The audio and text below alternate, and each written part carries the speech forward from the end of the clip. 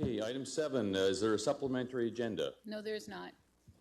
Item 8, disclosures of pecuniary interest, direct or indirect for open session, agenda items, and the general nature thereof. Councillor C. McGregor. Would be work-related on item 15C. Councillor Latimer. Personal-related 14B. Item 9, recognition. Judy? Recognition of Genevieve Sasseville and Madison Broad for competing in the Canadian swimming trials and earning a spot on the Canadian national swim team. If I could call forward the girls, Councillor Hall, Councillor Bondi, and Mayor Caniff, please.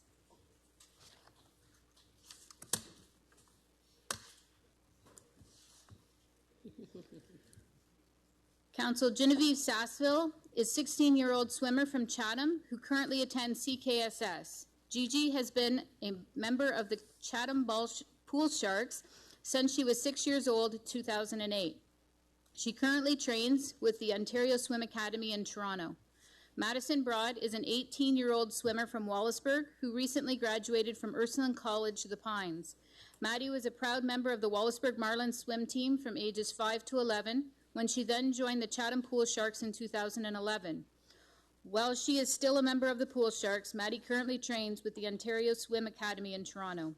Both Gigi and Maddie recently qualified to compete in the Canadian swimming trials, which was held on April 3rd to 7th in Toronto. The trial was the most prestigious and competitive meet in Canada, and both ladies competed against international Olympians. Due to their outstanding results, both earned a spot on the national swim team and will be representing Canada in some of the biggest stages on the planet.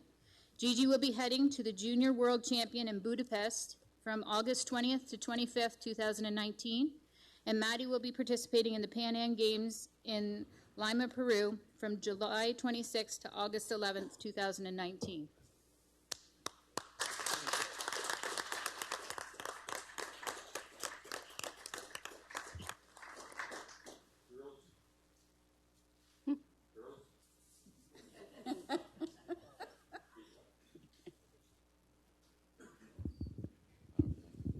I'll figure this thing out. Girls, you make Chatham-Kent extremely proud. When I hear those words, greatest stage in the planet, that really makes a statement. There's 7 billion people in this planet plus, and you're going to be representing Chatham-Kent in those events. So I'm really excited about hearing what you're going to do there. Whatever you do there, Chatham-Kent is really proud. So I'm going to pass over the councillors here, and they can give you these certificates. Oh, you can MC. Okay.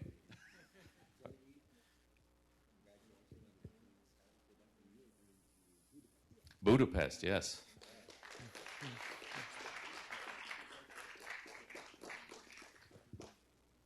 Yeah. So thank you so much. This is awesome.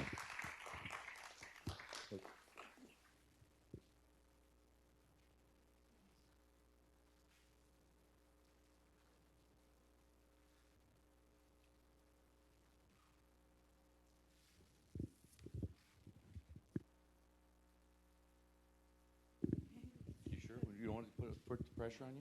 Thank you so much.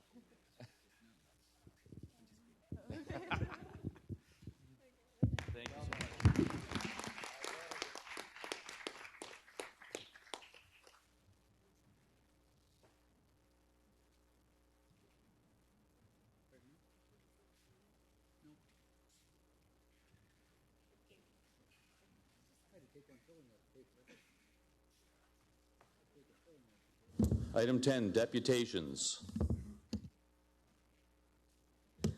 First of all, Council, we have the deputation from James Whittaker, Manager of the Regional Construction Southwest Region Operations of Enbridge Gas, regarding the 2020 Windsor Pipeline Replacement Project. Welcome, James.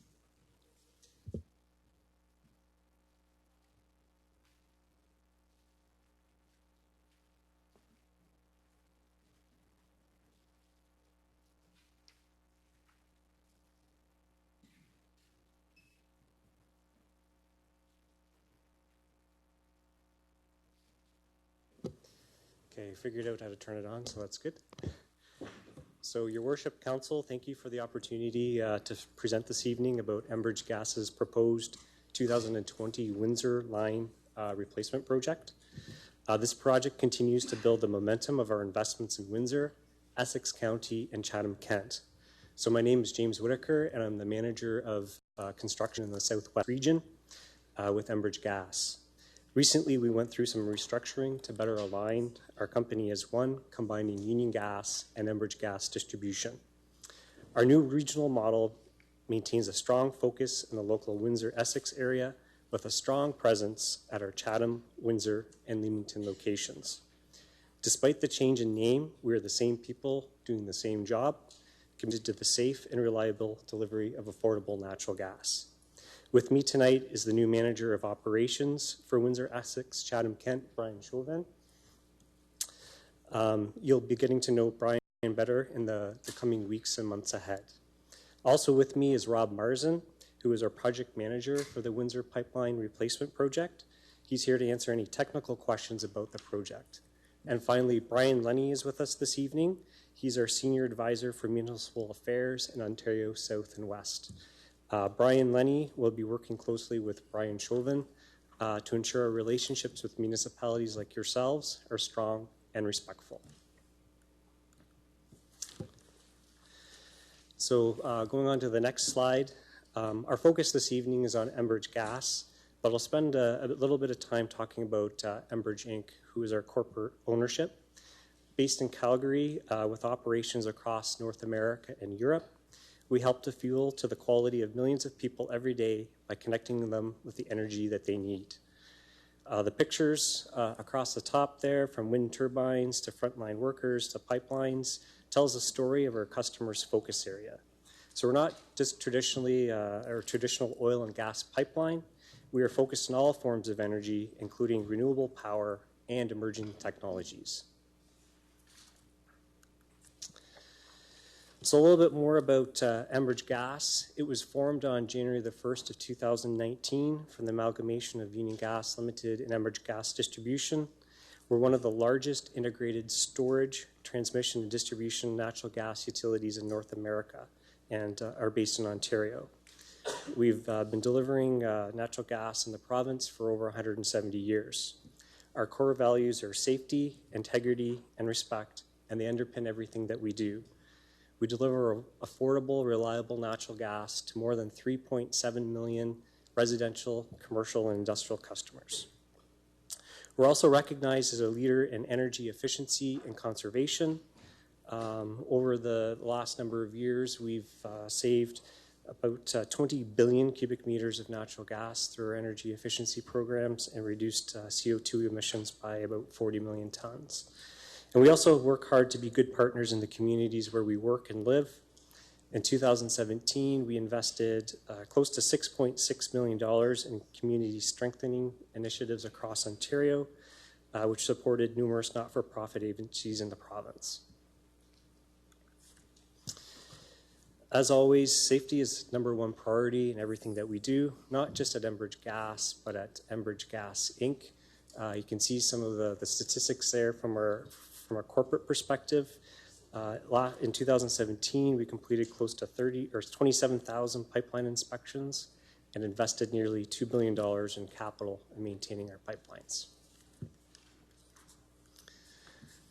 So now I'd like to talk more specifically about the Windsor Pipeline Replacement Project, and that's why I'm here this evening.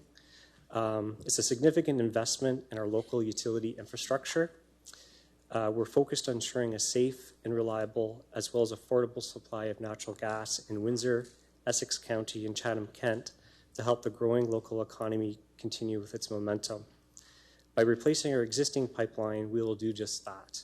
The existing facilities were constructed between the 1940s and the 1960s. They have and continue to operate safely and reliably, but it's time to replace them with a new pipeline that will continue safe and reliable service to homes and businesses into the future. Whether it's automotive manufacturing, hospitals, grocery stores, or your own home, we serve this community with a focus on safety and affordability.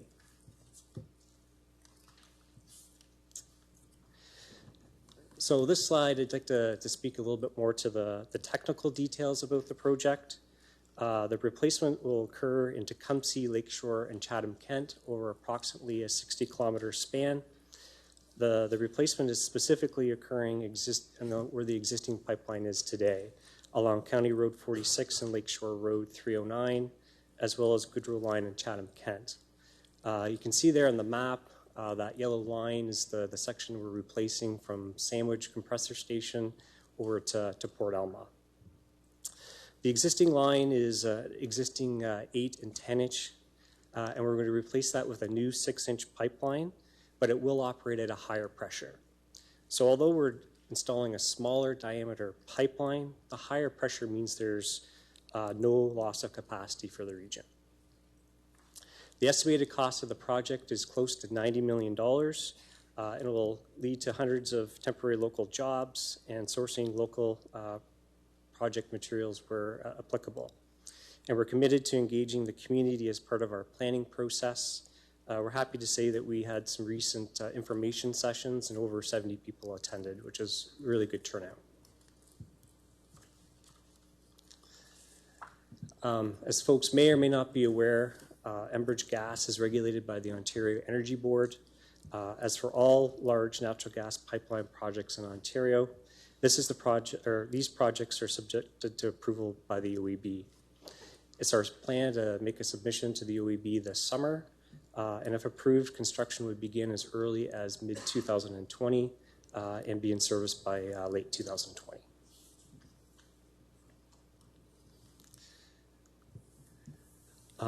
So we have a strong construction history working alongside homes and businesses. Across our franchise area, we attach about 50,000 new customers each and every year, and this project really is no different.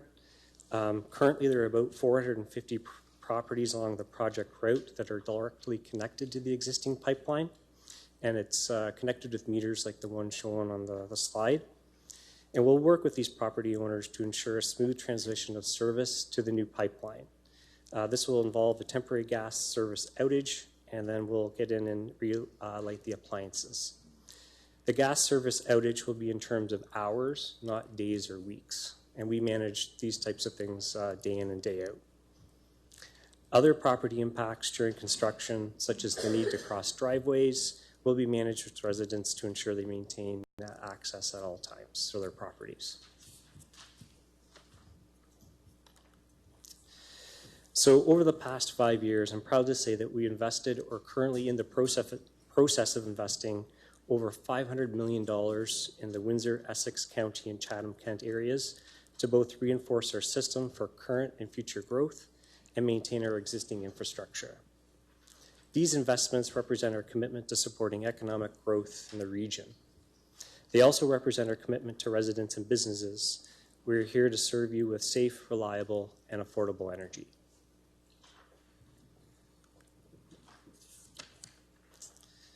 So Your Worship and Council, thanks again for having me here tonight to present.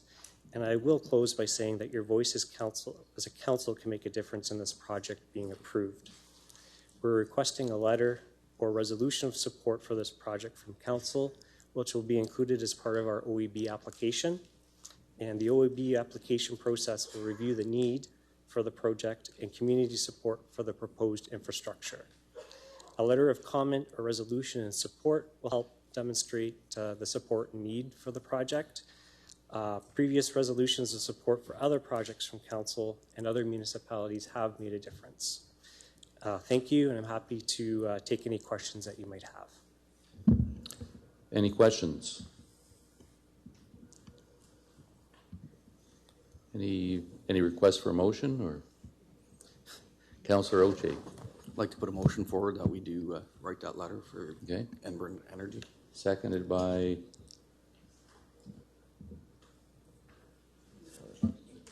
Councillor Latimer. Question? Glad to. Councillor B. McGregor. For this motion, I'll have to declare a conflict of interest. I have a parent that's employed at Enbridge.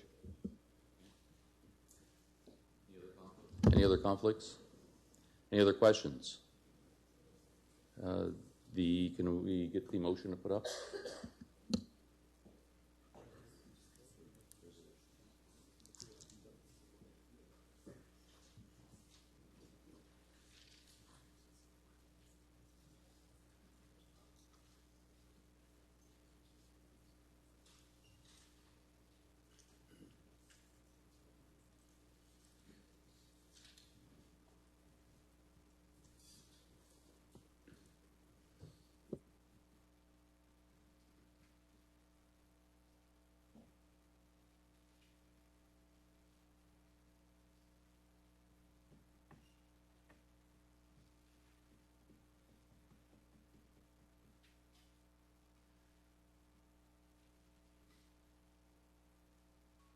Just waiting for those of you at home, we're just waiting for it to come up on the screen and we'll vote.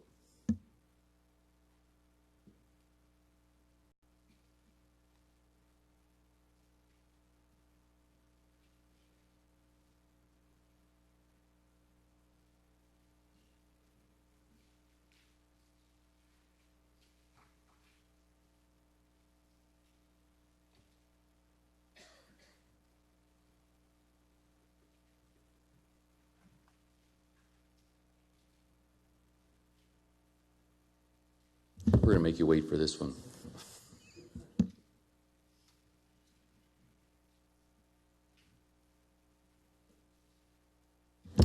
All right, there's the motion we're going to be voting on.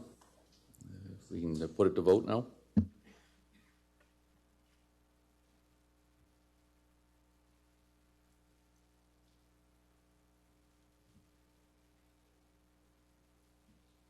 All votes are in. Motion passes 16-0.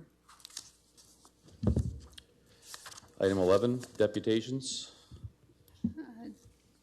Tonight, Council, we have 2 deputations for items on the current agenda. First speaker will be Rob Myers with regards to item 16A, followed by Kevin Wood with regards to item 20A. I'll remind both speakers they have a maximum of 5 minutes. Please come to the podium, Mr. Myers.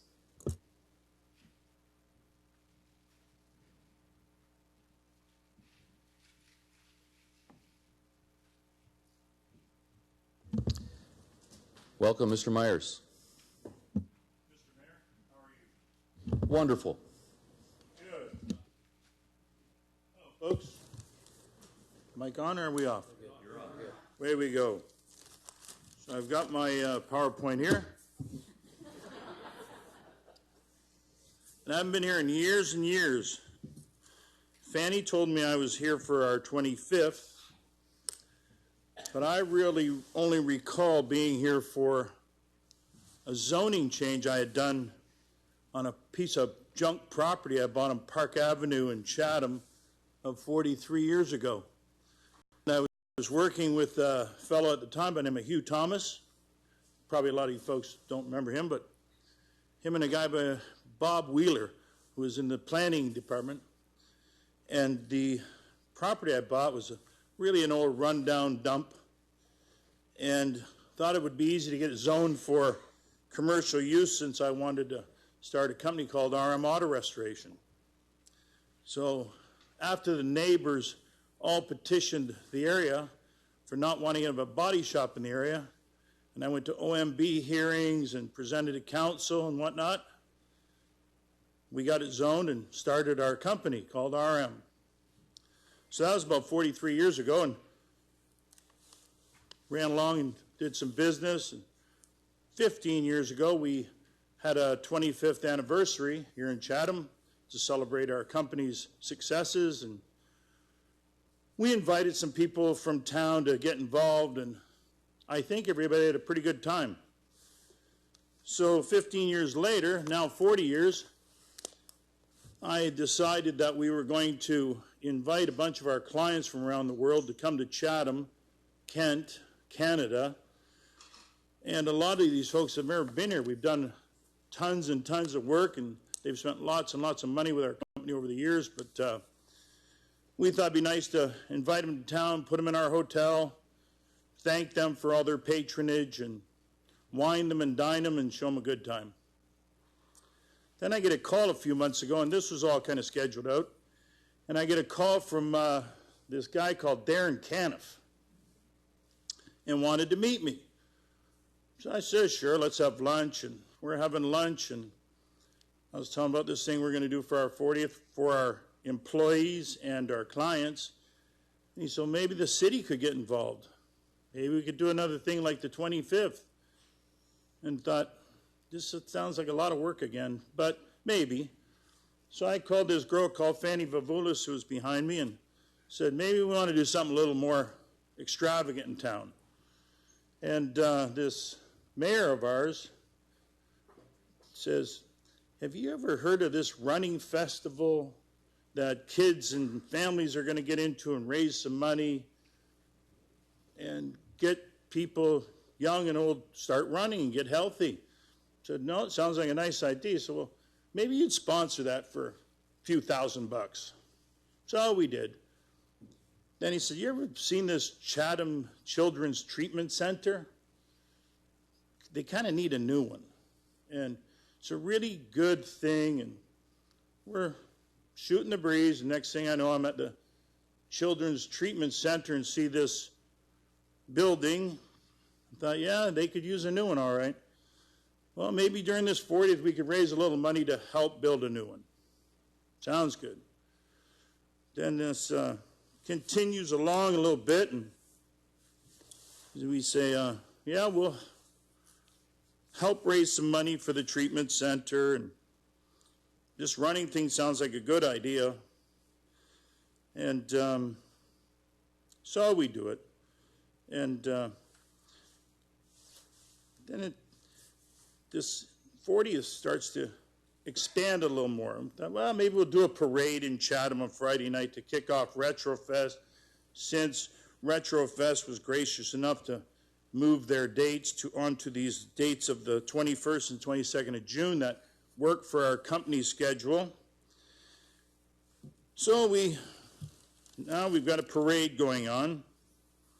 We thought, well, you know, Retrofest, we can probably blow that up some and maybe get some more cars in town, and maybe have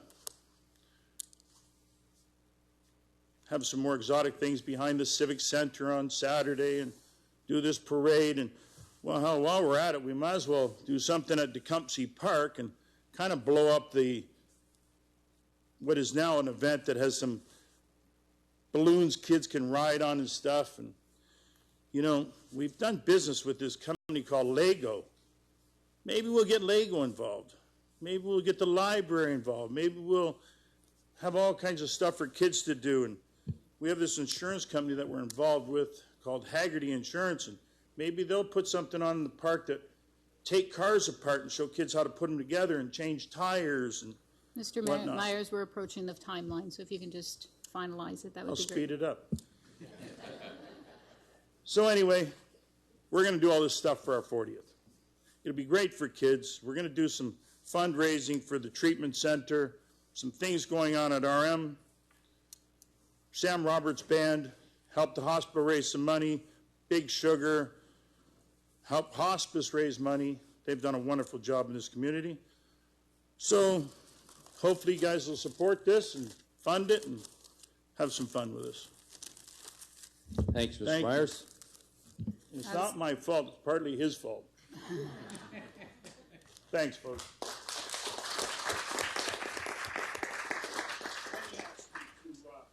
I'd like, because it's amazing the volunteers we've been approached by and everybody, and the people sitting on all these committees, and a lot of folks back here that are really putting a lot of time and effort and heart and soul into it. So I'd like to get these folks to stand up and just thank them publicly for all the work they're doing. Thanks.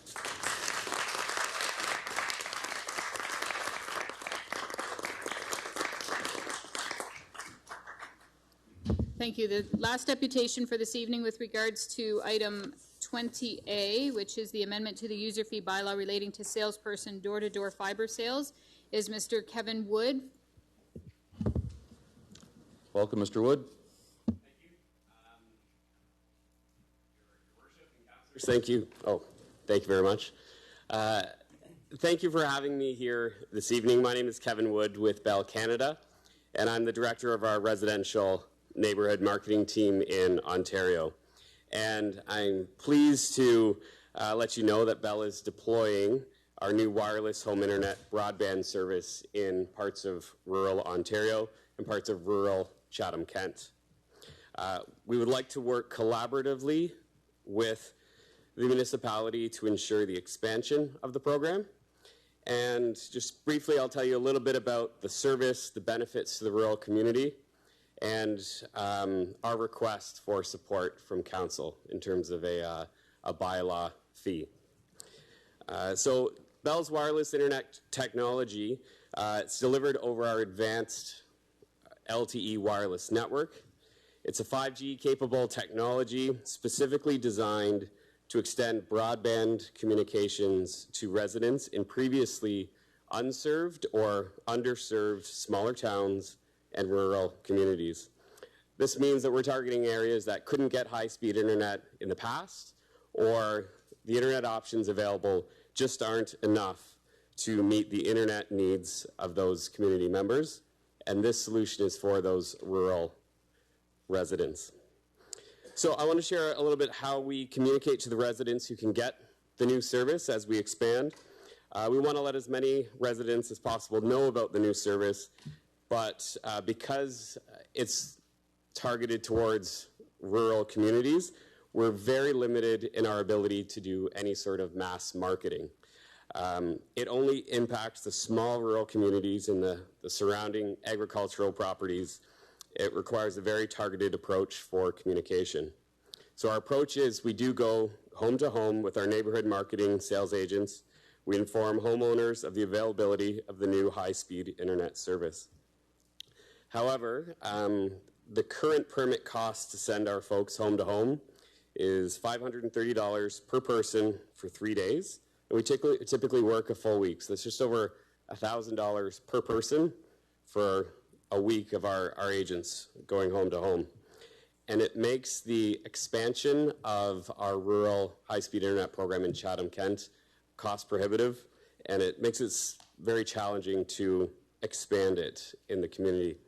So in order for us to expand it from the small area we've invested in so far to a larger program that impacts thousands of rural people in rural Chatham-Kent, we want to work with the municipality to reduce the fees. So we respectfully request your support for the proposed changes to the permit costs so we can continue to invest in Chatham-Kent and deliver rural high-speed internet service to your constituents. Thank you very much.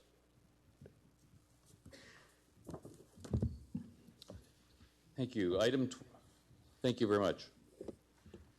Item 12, the consent agenda. I know there's one item that I'd like to pull out. It's 12A2. Is there any other items that to pull out? Councillor Solomon. Thank you, Worship. Before I do, though, I was busy giving out a presentation to our singer when you called item number 8, which is disclosures of pecuniary interest. And I have one at item 16. I have a relative who's an employee of that company. So that's my conflict on that. And then 12A1. Okay, you'd like to pull 12A1 out? Yes, please. Okay.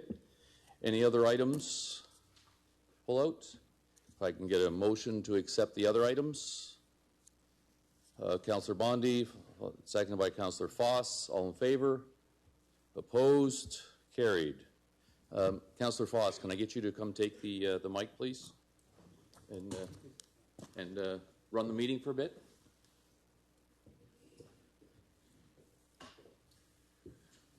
Okay.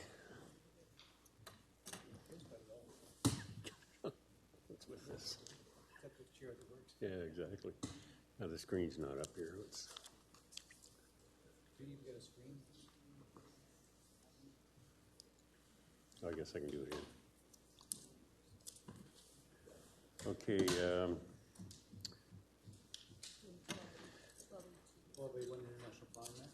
Okay.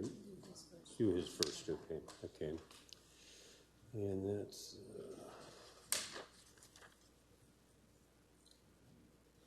12A2. So, okay, can I have a, do you have a presentation, Mayor Caniff, or did you just want to make Councillor Foss, I was just going to follow up.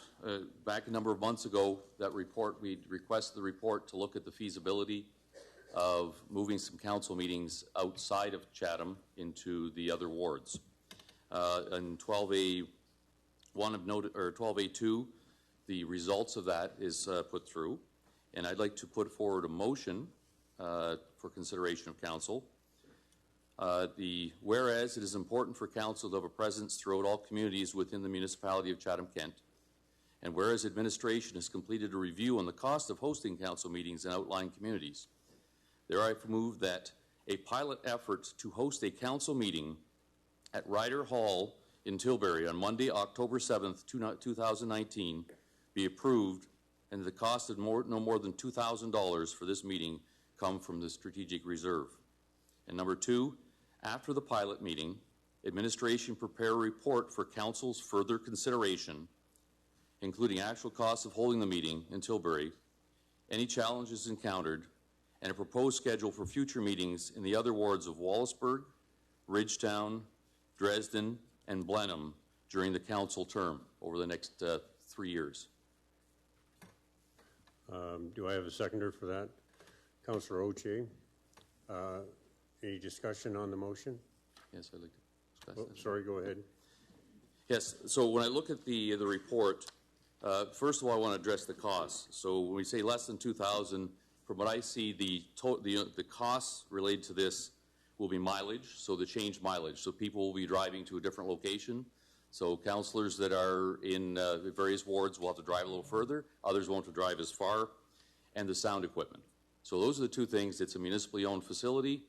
And we talk about various things in there, like the voting. So the first thing is voting. They talked about, yes, we cannot carry the electronic voting with us, but the show of hands is a concept, but I'd like to say as well, do we have a card that is green and red and say everybody hold it up? Because I know that during voting, when you say all in favor, you look around, you say, oh, they're supporting it, I better or not. So anyway, we can come up with a very simple process for that. As we talked about the sound equipment, we bring that in. Tables, we have the tables there. Again, these are all addressed in the report as issues. The internet availability is there. Projectors are there. Media coverage, there's no issue with that. And as well, we wouldn't have addressing the report, we wouldn't have an in-camera session that meeting, and we wouldn't have a planning session. So again, what we're looking for is a pilot project on one meeting, and we will come back after that and address and see if we do 4 more. I propose that we would do 2 more in 2020 and 2 in 2021, with no meetings being held outside of this council chamber in the election year of 2022. So thank you. Any comments from anyone? Councillor Solomon. So I don't know who I asked the question of, but maybe it's through you to administration. Can someone assure me that what we'll be doing is simply what we do here? I mean, it won't be a special agenda. It will be our normal agenda. It won't be based on the location. Okay, go ahead, Don. Oh, sorry, go ahead. Mr. Acting Mayor, the intention is for it to be a regular meeting, subject to the things that the mayor spoke of in terms of no closed session, if possible, not a planning meeting, just to simplify things in terms of process, planning, etc. Certainly just to try to make it a regular meeting so that there's content for taxpayers to be able to come to those meetings and see one of these meetings live in their ward. Okay, and the other question, of course, is the reason I asked that is when I read all the materials, and I hope we all did, the public comments were not necessarily in favor of what we're about with the motion that's before us. It was generally they wanted town hall meetings so that they could actually participate and make their views known and speak to the councillors and all those kind of things. That's not this format whatsoever. So I want to know that so that they know in advance. There's no sense doing this and then have people come and be disappointed and go, well, that's not what I thought I was attending. So can somebody assure me of how we're going to communicate the fact that, oh no, this is a normal council meeting following the council procedures, rules of order, and not 500 deputations? Did you want to handle that? I direct that last part to the municipal clerk. Okay. Thank you, Acting Mayor Foss. It's our intent, as Kathy had indicated, to conduct as we are now. Of course, we can't necessarily control the number of deputations regarding items on the agenda, but we will consider everything the same unless council directs us otherwise. Any other comments, questions? Okay, sorry, Councillor Bondi. Thank you, Acting Mayor Foss. I think it's a nice idea to do this, but I don't know that we'll be able to do it for $2,000. That seems like a very low threshold as an expenditure. Just seems to me there's going to be an awful lot of staff work in order to move this. And I kind of don't see the point because, we've got a perfectly working facility here. Again, it's a nice idea. I don't know that we can do it for $2,000. And again, similar to Councillor Solomon, I think the public may think that it's going to be a little more engaging than it will be, unlike this one. And the other kind of difficulty I have with it, if it's in Tilbury, say, for instance, it's in Ridgetown and somebody from Wheatley has something on the agenda, they may decide, oh, this is too far. I just don't really see why we're doing it other than to become more inclusive. But again, we do have this facility, so I'm just sort of questioning the $2,000, and we won't discover that number until after we're finished, correct? Thank you, Your Worship. I believe the authors of the report selected a facility or a series of facilities where there would be modest costs involved, and that's outlined in the report. So this is one of the facilities where the municipality owns a facility, there's no rental costs, there are sufficient numbers of chairs and tables and so on, so there's not going to be any additional costs there. So I think one of the reasons that they were laid out, I think there were 4 different facilities that would be relatively easy.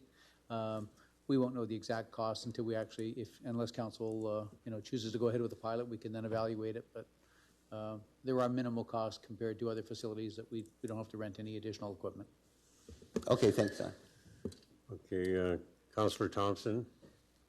Thank you very much. And if you'll allow me just a little indulgence, since 2 councillors have mentioned it now, Ward 2 does an open town hall meeting. We're doing our next one on May 7th at the Legion, just in case you want to come out. That starts at 7 o'clock. I believe the mayor is going to be in attendance, although he's going to be a little late.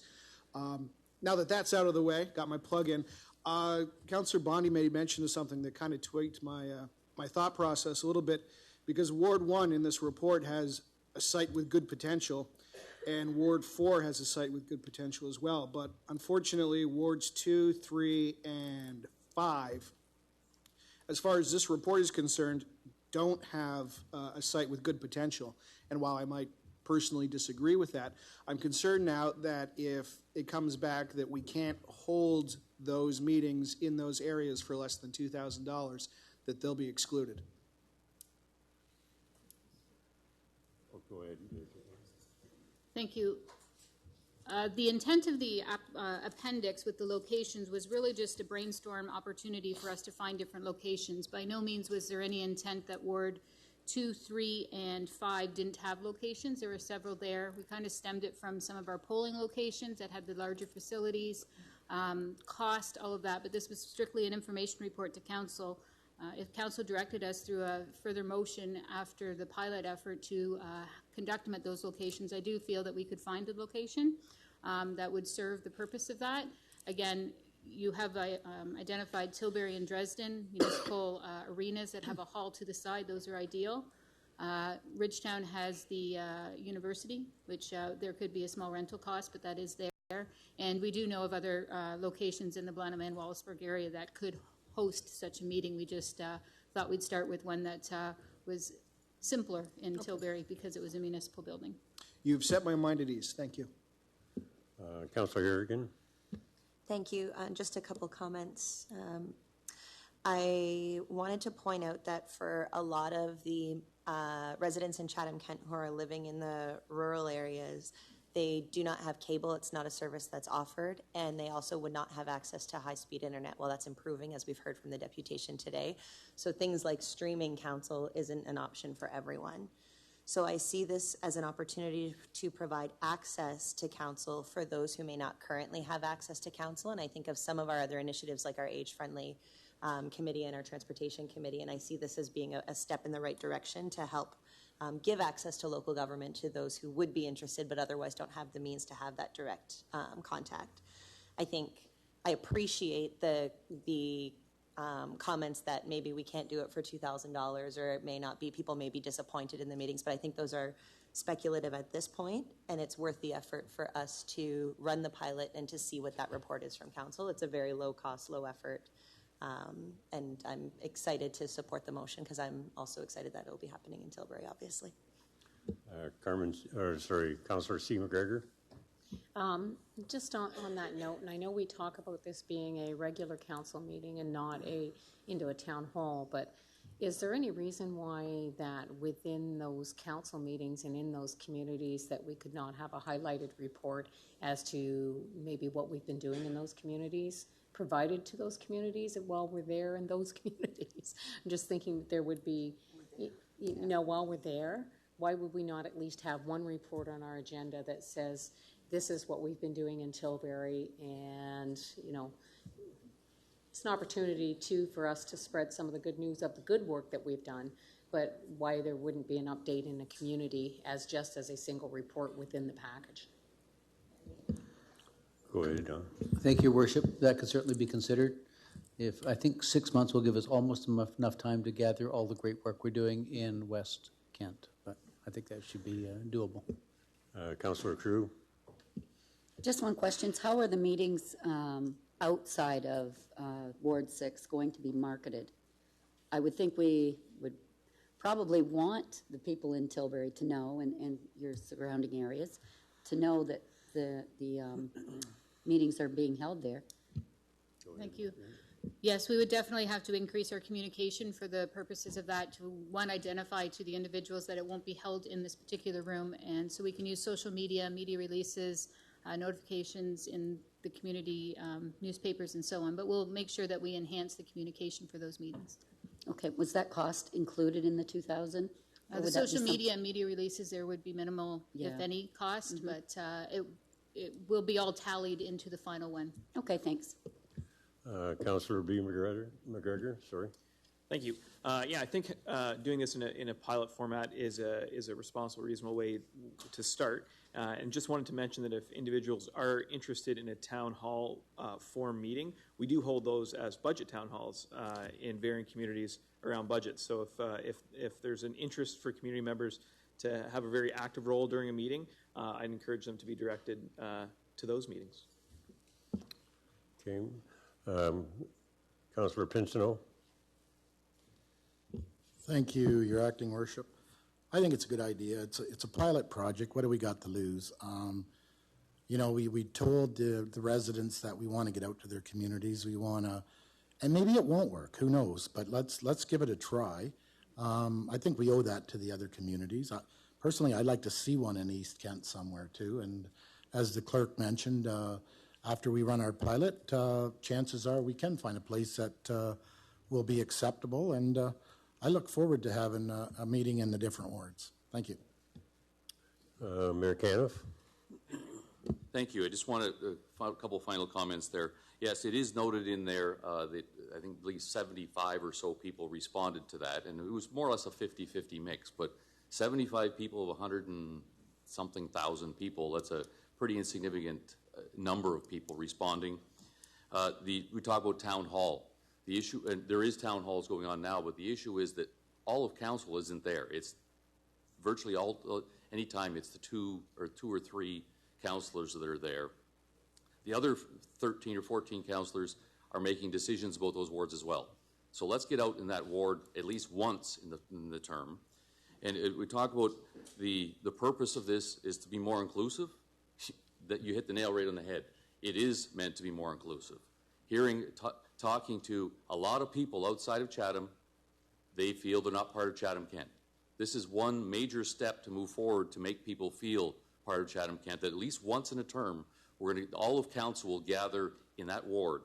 And that's the point, is that each ward, if you look at the town selected, that means that each ward will have one meeting during the 4 years of the term. So I just want to make those few extra points before the vote. Thanks. Okay, seeing no other hands, we can put the issue to the vote. Oh, sorry, Councillor Solomon. I just had one question. Go ahead. To understand the history of this. The same geographic group was in place before amalgamation. It was called, there was a county at that time. Can anybody tell me whether the county did this? I don't recall. I think they just met in the county building, but all my time there, I don't remember it ever going. You're the only one who might. I don't think it was ever done. I don't think so. No. Okay. Thank you. Any other comments? Okay. I got a vote there. Okay. We'll call the vote.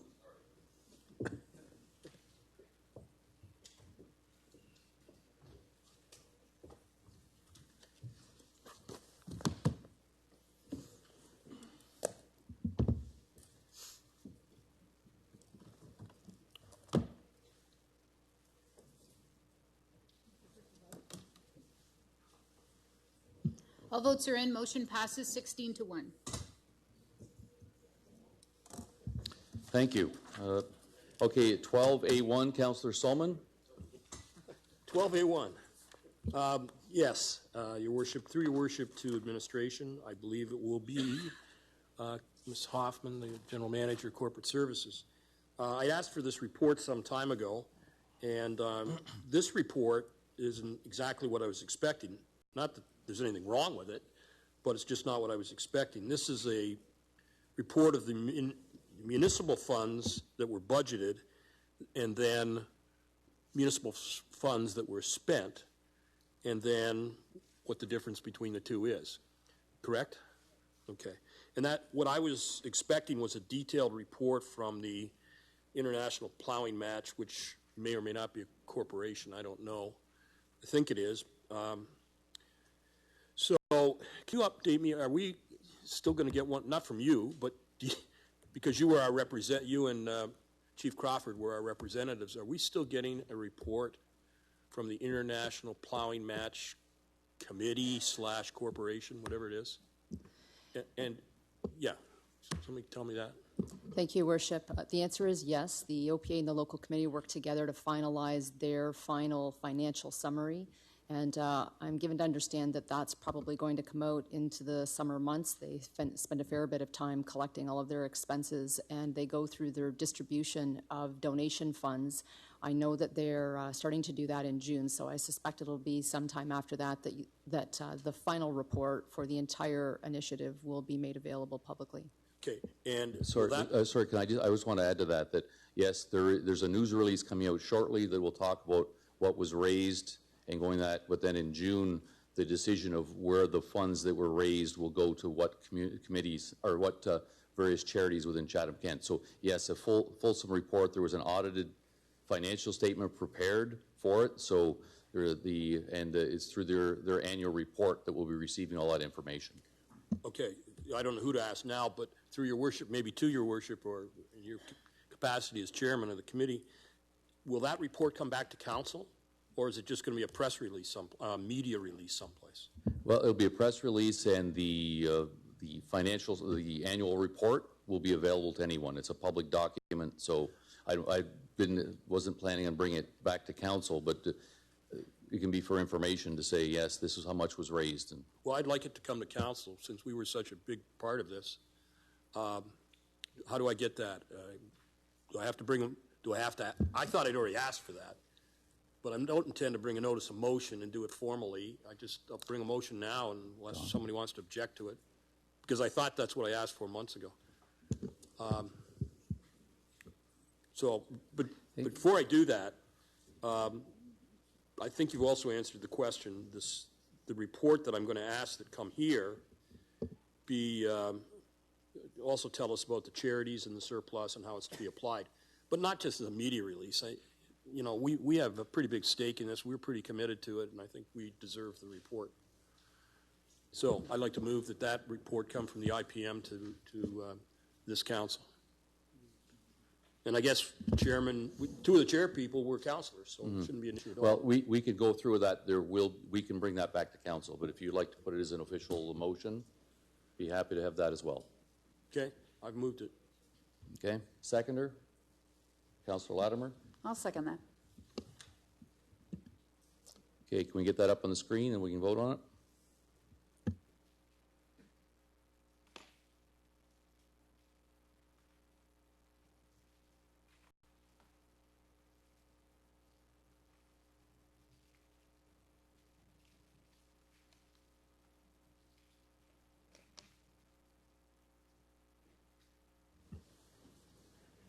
Okay, it's up on the screen. We can put it to vote.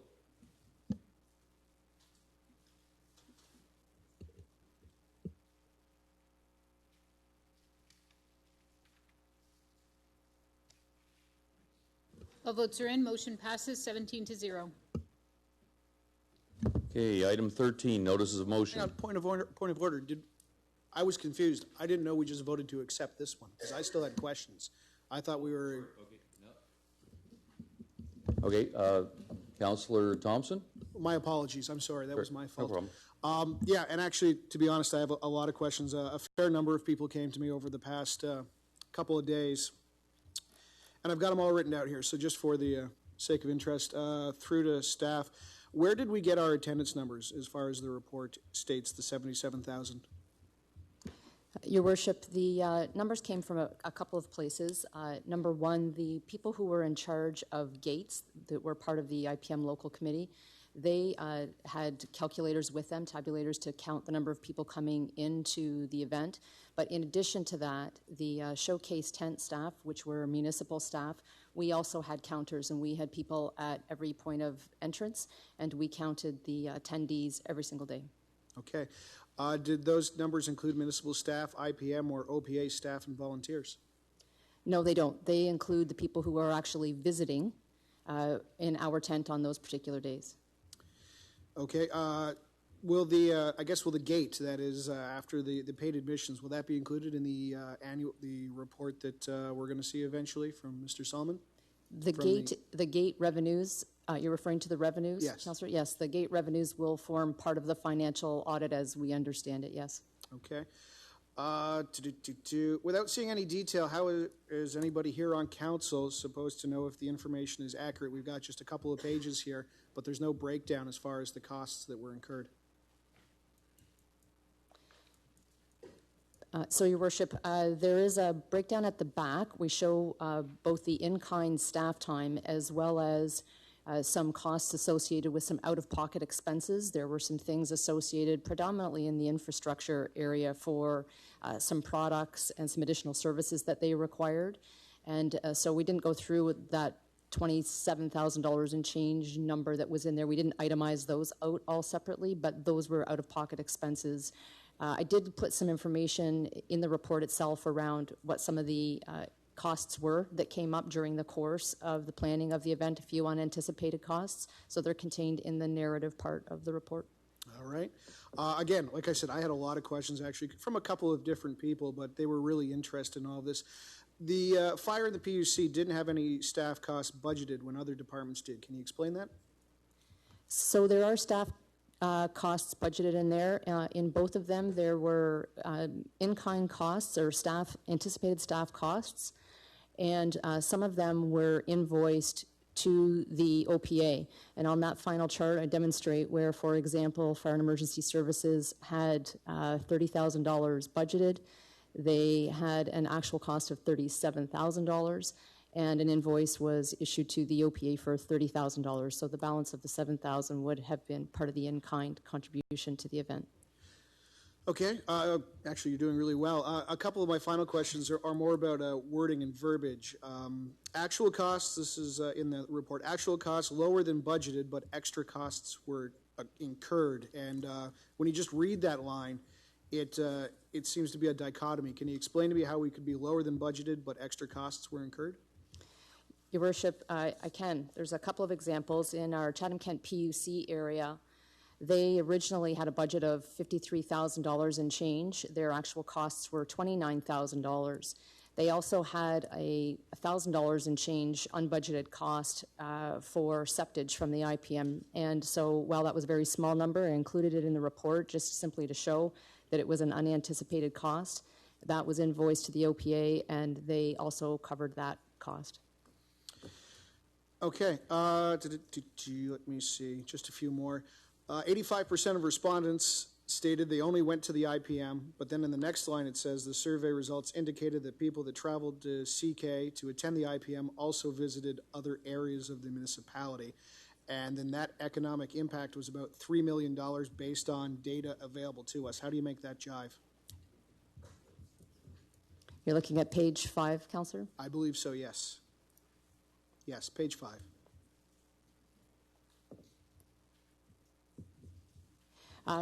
So what happened was there were a number of individuals. I'd have to actually go back to my email on that particular stat, and I'm happy to do that because I see what you're asking. I think I just need to refresh myself on the stat.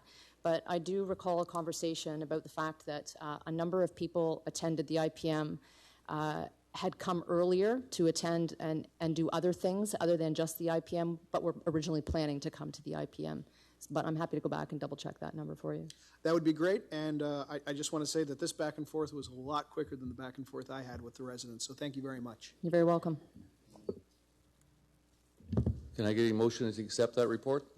Councillor Foss, second by Councillor Latimer. All in favor? Opposed? Carried.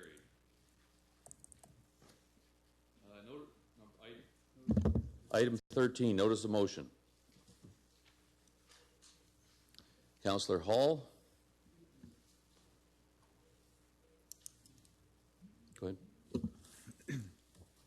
I, Councillor Aaron Hall, hereby provide notice that I will bring forward the following motion at the May 13th, 2019 Council meeting for discussion and voting.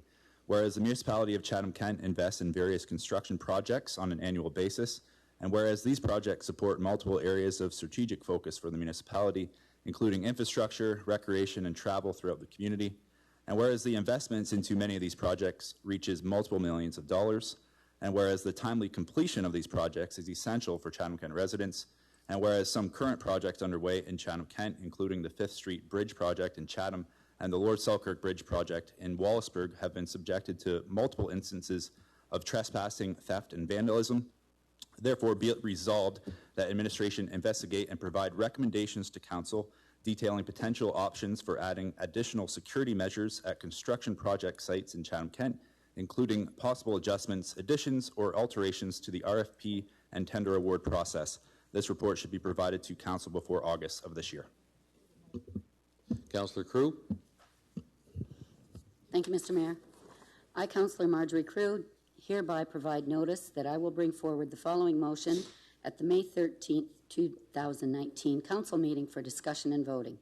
Whereas copper and other metals are commonly stolen from various sources within our community, causing significant safety risks and costs, and whereas copper and other metals are commonly stolen from various sources within our community to support various addiction-based issues in our community, and whereas there's a need to reduce or eliminate the number of incidents of theft in our community, therefore, administration is requested to bring back a report regarding the need for a bylaw relating to the buying and selling of scrap metals such as copper and other metals by September 19th, 2019 meeting. And that this report include, but not limited to, other municipalities' requirements, costs for such license, review existing bylaws involving scrap yards and precious metals, and stakeholder input. Thank you. Councillor Pinsino. Thank you, Your Worship. I, Councillor Pinsino, hereby provide notice that I will bring forward the following motion at the May 13, 2019 council meeting for discussion and voting. Whereas Rose Beach Line is closed and for an indefinite period of time, and whereas the Ridgetown business owners have been adversely affected due to the closure, I move that costing to tar and chip the McKinley Road between Rosa Beach Line and New Scotland be for an acceptable connecting link for the area residents and visiting tourists. Any others? Seeing none, we'll move to item 14, tender awards. Tender award 14A, contract T19-113, the supply of materials and services for pavement markings. Councillor B. McGregor. I'll move the recommendations. Councillor Crew. I'll second that. Any questions? Seeing none, we'll put it to vote.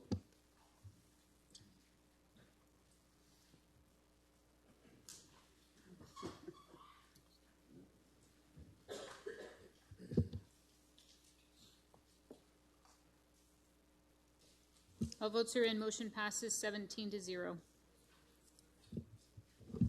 Item 14B, tender award contract T19-105, hot mix resurfacing program. Councillor Oche. I'd like to move that, please. Councillor Solomon. Second? Oh, okay. So Councillor Foss, you gonna second it? I second it, but I have a question. Oh, okay, sorry. I thought you were just saying you wanted a question. Okay, No. so Councillor Solomon, questions? Councillor Solomon. Okay, thank you. Number 38 on that list is the Drury line from Middle Line. I don't know who's going to, okay. Chris? Yes. My question is, does the landfill operator pay 100% of that or a partial payment? And if so, if it's only a partial payment, what percentage do they pay? So thank you, Mayor Caniff. That is a full 100% payment for the resurfacing of Drury Line. Well, that's a good answer and a quick one. Thank you. Any other questions? Seeing none, we'll put it to vote.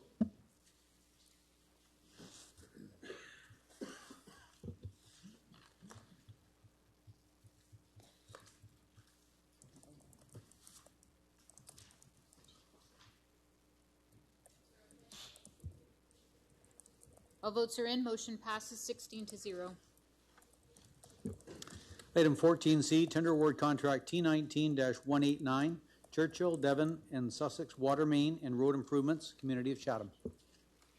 Councillor Crew. I'll move the recommendations. Councillor Bondi. I'll second it, thank you. Any questions? Seeing none, we'll put it to vote.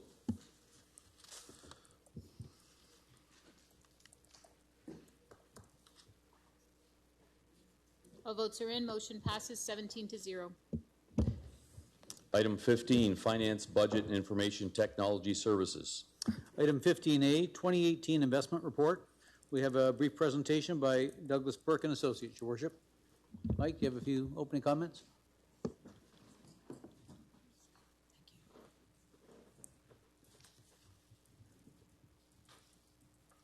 I'm just writing it out better. Thank you, Your Worship. I have some of our financial advisors that work for CIBC, Doug Burke, Matt Woodcroft, and Daniel Namias, and they're all going to give us a little bit of a presentation on some new investments that we've done in 2018. We've done our first investment report for 2018 and a little bit of information in 2019. Just thought that this overview may assist Council in understanding the investments that we've made.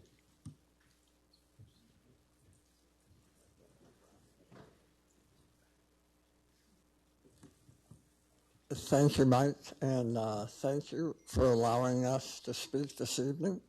My name's Doug, that's Matt, and this is Daniel. I just want to give you a brief overview of our company, and Matt and Daniel will explain the investments. CIBC is a very large firm. I believe most of you or all of you should have heard of it. We were founded in 1867. We have 44,000 employees. The three of us work for CIBC Wood Gundy, which is the investment arm, and we're about 10% of the 44,000 people. Daniel works in the head office in Toronto. Matt and I work in London. There's approximately 140 people that work in London with various teams.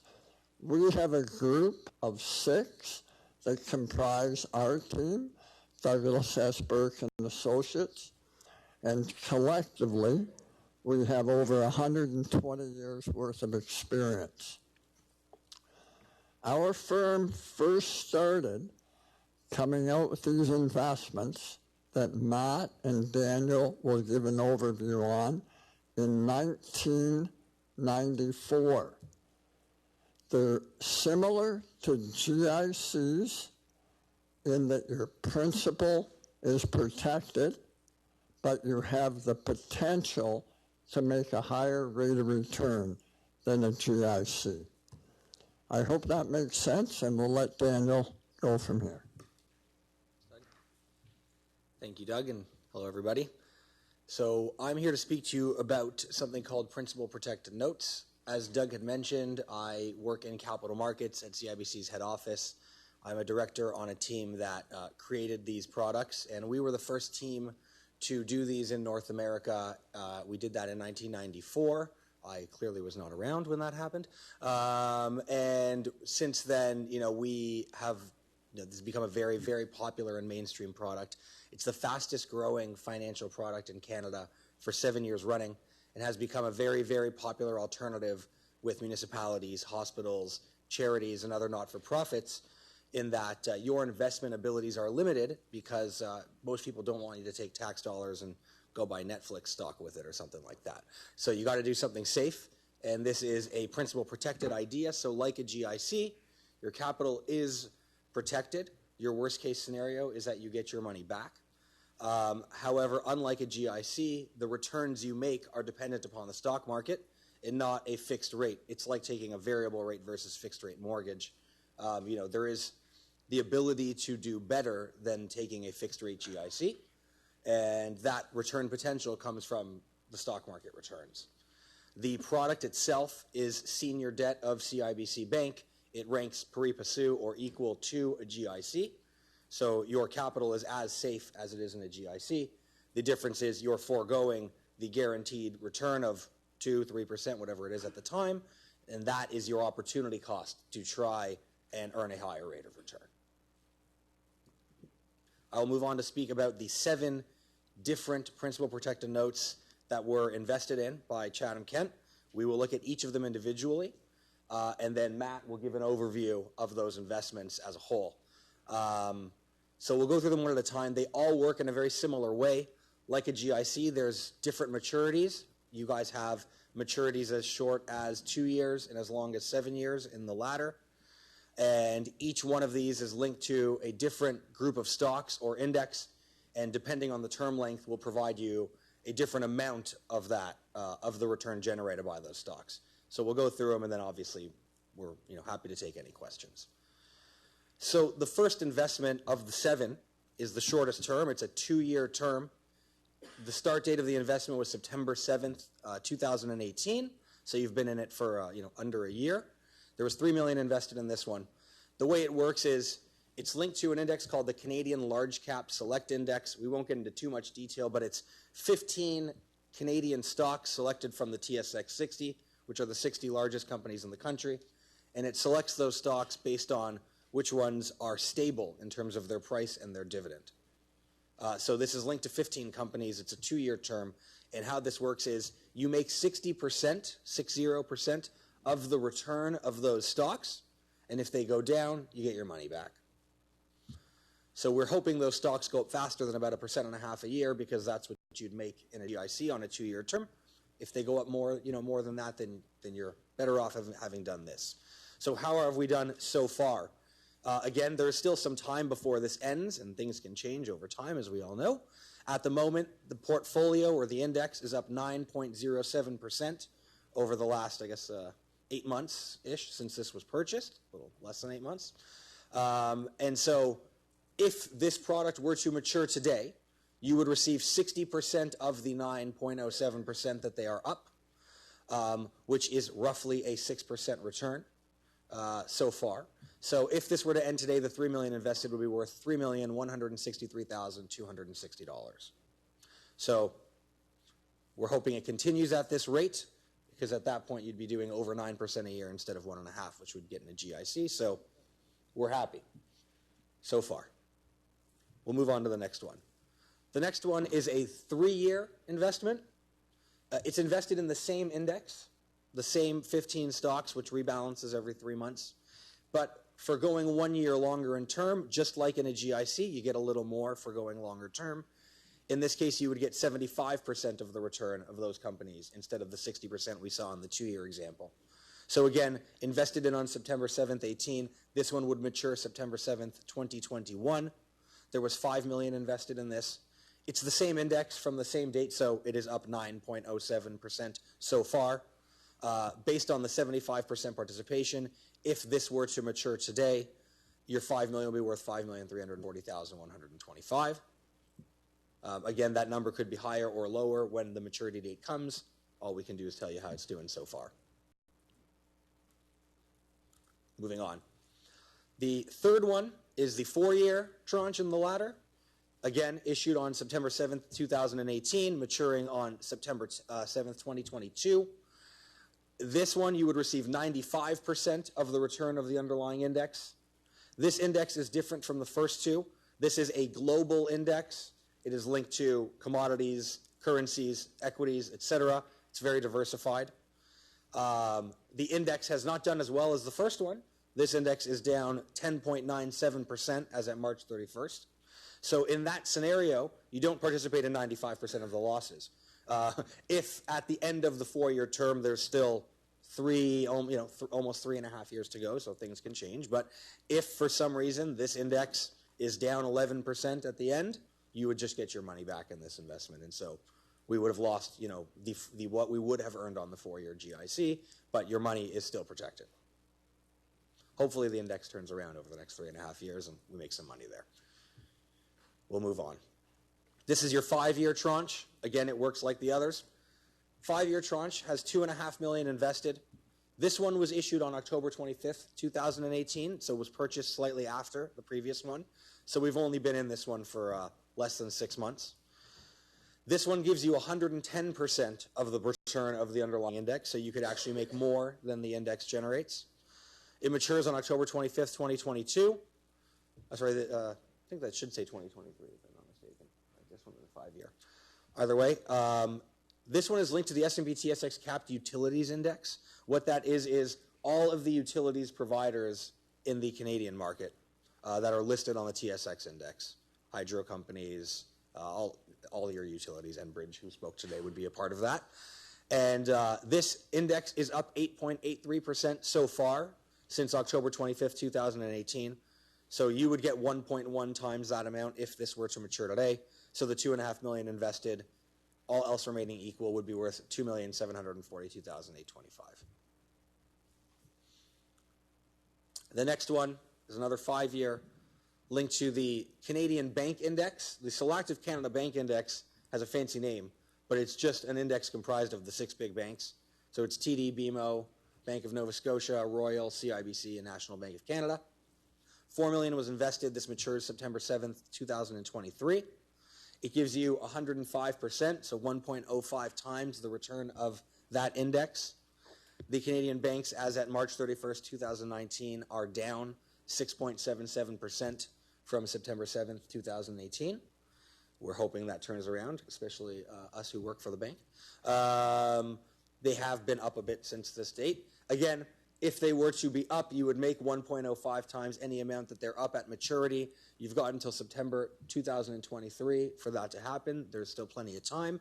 At this point in time, those stocks are down 6.77%. So indicatively, your money would be returned. Your principal would be returned in this case. Again, lots of time for that to change. On average, the Canadian banks do go up about 9% a year, so we're hoping average comes back. We'll move on to the next one. This one was issued October 25th, 2018, also a 5-year term.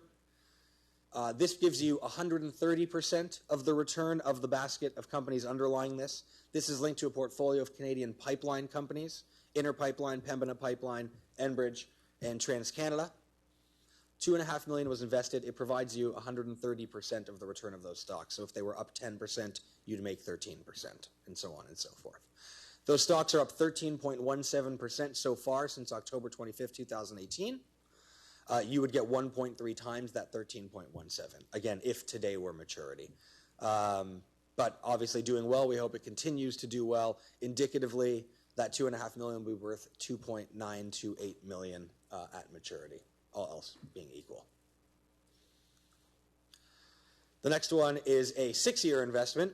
It's linked to the Eurostoxx 50 index, which are the 50 largest companies in Europe. There was $4 million invested. It gives you 115% of the return of the underlying index.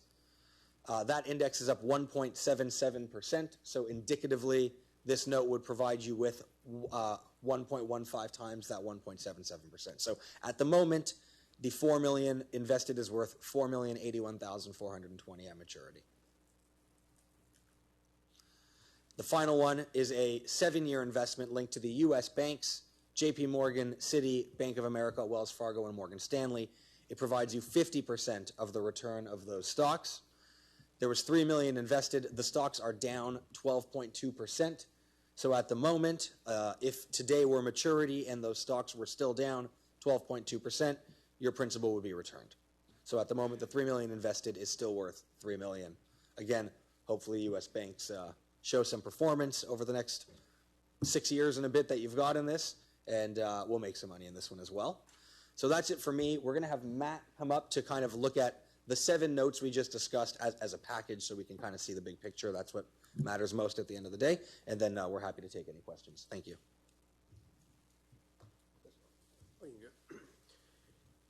Thank you, Daniel, and thank you, everyone, for having us out this evening. So the first chart, this is important. It's a December 31st chart. We began the investment process in investing sort of in September and October. December, as many of you knew and know, when you opened your January statement, was a bit of a challenging period of time. December is actually probably, it was the worst performing month that we've had in 87 years since the Depression. So a very, very volatile time. So even in the face of that volatility, your notes and the way that they're designed, again, GIC level risk with market level and based returns. So even your capital is 100% protected there. And that's, you know, fundamentally the starting point for us is to make sure that your capital is protected. The next slide, we're sort of just 3 months down the road. And as you saw in Daniel's presentation, you can see that the markets have come back in a fairly significant way in the last 3 months. And the notes are designed to capitalize on that. There are still a couple that have some work to do. We have time on our side, and that was, again, the objective of building this was to build what we call a ladder. So we've got various maturity dates, we have various markets, we have various exposures to different sectors within those markets. So overall, we've created a balanced, laddered, protected approach to growing your important funds and taking advantage of some market-based returns, again, by managing that overall risk. And if there's any questions or thoughts, we'd be happy to answer anything. I would just point out one thing. I know the font's a little smaller on these last 2 slides, but just a back and forth. So in December, when the markets were not great, the $30 million invested, which is the column on the left, bottom number on the left, was $30 million, and the current unrealized value, essentially what you should get back at the end, was $30 million. As you can see, things can move quickly. So from December 31st to March 31st, if you look on the middle, underlying performance, all those numbers are down, which shows all those stocks and indices were down. In March, you can see a couple of them were still down, but more than half of them were up. And if you looked at that $30 million from December to March, went from being worth 30 to being worth 31, 255, 655. So a nice move from December to now. Hopefully that keeps going, and we continue to see these types of returns. Now, any questions? All right, thanks very much. Any questions? Seeing none, can I get a motion? Councillor Crew? Motion to receive the report. Councillor Foss? All in favor? Opposed? Carried. Yes. Item 15, finance budget. Oh, we're there already. Oh, sorry. 15B, tax policy 2019. Councillor Foss? I'd like to move the report, but I do have a question. Okay. Seconded by Councillor B. McGregor. Councillor Foss?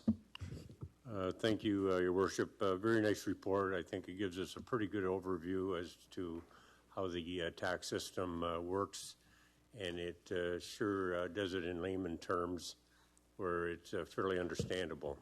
The one question I have, though, to Steve is, what impact is that going to have on the residential rate, the proposed changes?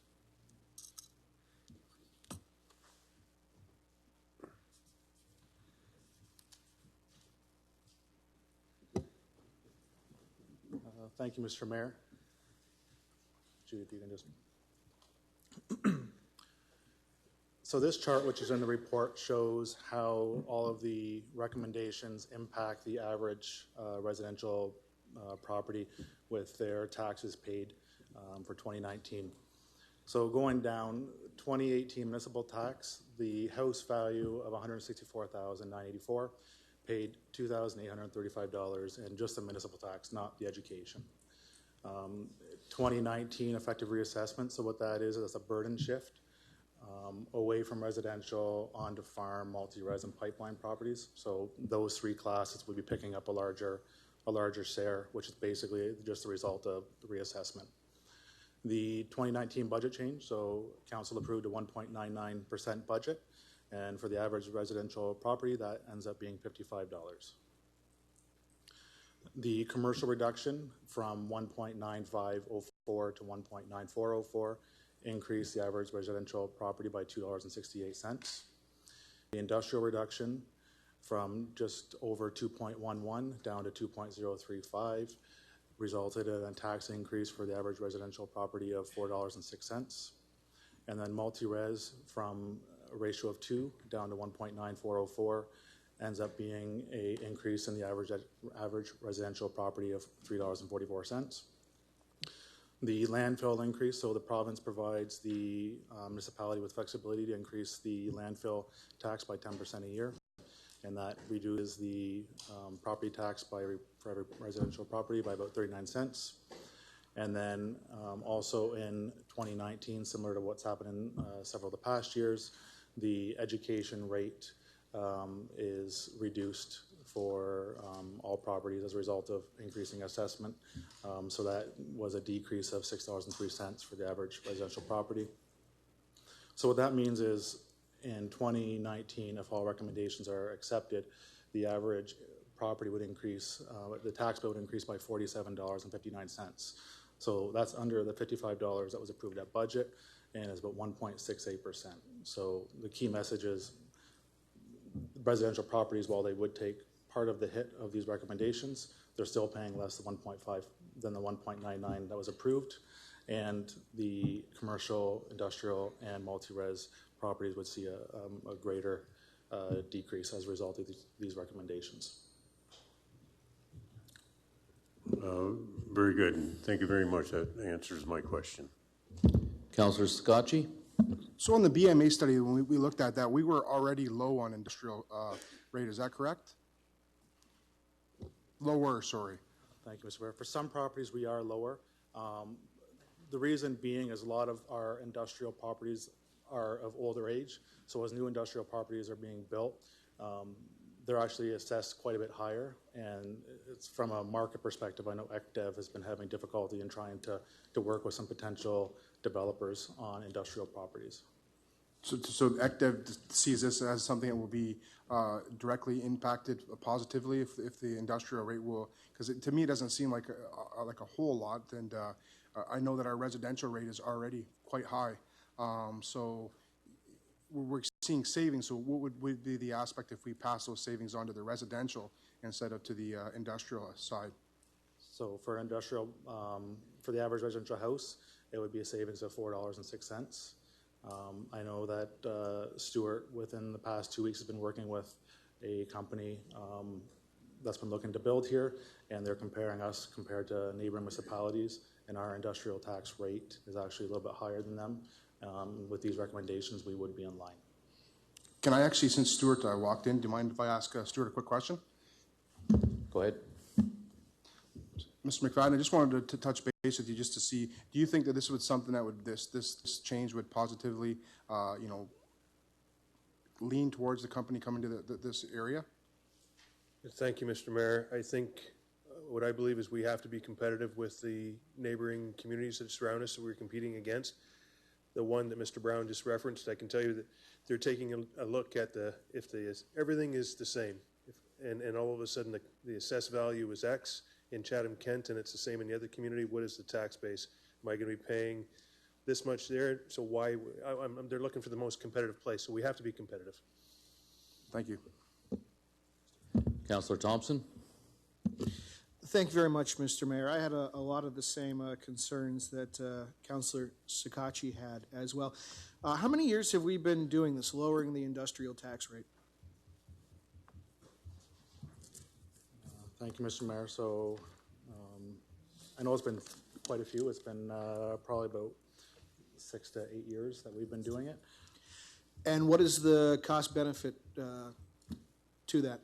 Can you say to me, we've lowered the tax rate by X and it has definitively brought this amount of industry to the area? Thank you, Mr. Mayor. So the issue that we've had since 2009 when we underwent the recession is we had a lot of vacant industrial building. A lot of them have now been filled up, and as you can tell, with a lot of the recent sales that have happened at the Bloomfield Business Park and other business parks, there seems to be a benefit to lowering it. There is, we are finally getting some increased assessment as a result. You kind of touched on my next point where you said when we started doing this, we had a lot of vacant industrial land, or buildings rather, we still have the land, buildings, and now we don't. So is there a bottom to this? Do you foresee us getting to a point? Thank you, Mr. Mayor. I think the ideal situation would be that commercial, industrial, and multi-res were all the same ratio. And at that point... What is that ratio? So right now, the lowest one is both multi-res and commercial, which is at 1.9404.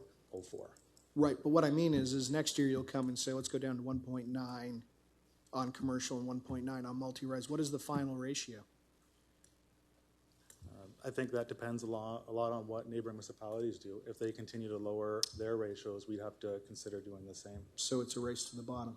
Okay, continuing to shift the tax burden onto the residents, who, when we look at the BMA report, already have a hard time paying what they pay. And when you look at your ability to pay, the residential average cost of property taxes and wastewater, we're well above the group average and the survey average. But then when you look at our industrial standard taxes per square foot, I mean, London is our next closest, and we're 30% less than that. We're way less than Sarnia, Windsor, Brantford. I mean, the group average is up around 2.25, and we're down around $1.10. I have trouble, and I can't believe I'm saying this. I have trouble reducing the industrial tax rate at this point, shifting the burden onto the residents, when really we don't have the problems we did have in 2009. We have issues with our industrial rate. We have issues drawing industry to the area. I'm not hearing, well, I am, because you always hear the taxes are too high. I'm hearing it's more about services and ready to build and shovel in the ground and planning. I'm not hearing that it's the tax rate holding us back. So I can't support that. So I would like to see that separated out of all the recommendations for voting. So that motion, can I get help, Mr. Turner? Thank you, Mayor Caniff. I just wanted to make a couple of comments related to what Councillor Thompson was saying. So on the earlier part, it is difficult for us to individually say that somebody selected us just because of the tax ratio, right? You named off a bunch of the reasons why people choose their sites where they do. But the one comment I wanted to make was that, as we know, we haven't had a lot of new building in our industrial area. So what happens is that the assessed value of our land or industrial sites is really low. And that specifically reflects why our industrial taxes are really low. So that $1.10 you're talking about per square foot is because all of our assessment is really low. We're at the point now where we don't have any of that left. And so when Stuart and his team are out trying to get new sites, those new sites are coming in at a much higher assessed value because they're new construction. So when you're comparing us to others and they have lots of new construction going on, that's where it really distorts that. So I think what we really need to look at is if we're having new stuff being built, we need to have that competitive tax ratio on the industrial side to be comparable to others now.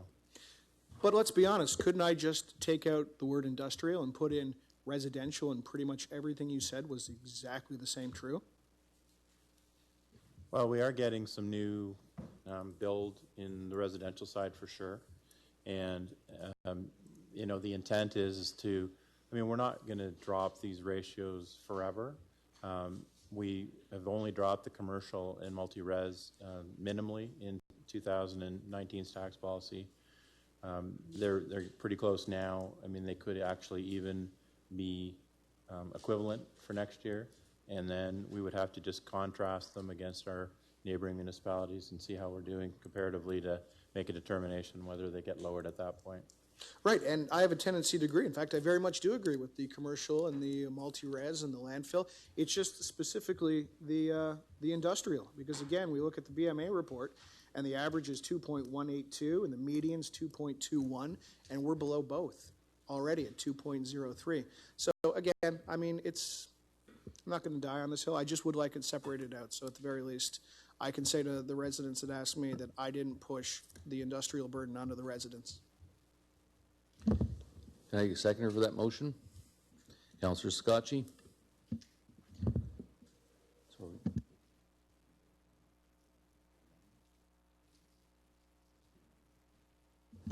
Any other questions regarding the amendment? Councillor Solomon, followed by Councillor Bondi.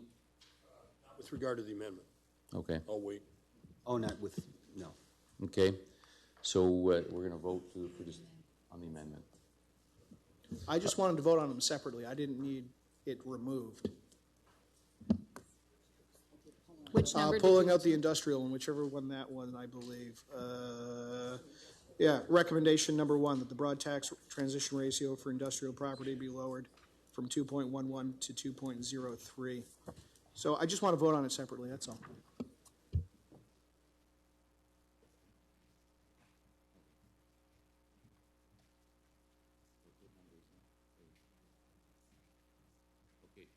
So we're going to be pulling out number 1 and voting on that first, and then voting on all the others.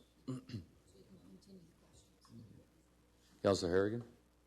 Just a question. So if we vote against this recommendation through you to Mike, would this not impact all of the other recommendations because it's all Through your worship, yes, that's correct. It wouldn't specifically be the $4 reduction just to residential. It would affect all classes. That's kind of confusing. Councillor Oche? Thank you, Your Worship. I'm not positive. I don't have the book in front of me that Councillor Thompson does, but do we have the industrial tax rate of Kingsville? They seem to be growing by heaps and bounds, and I'm just wondering.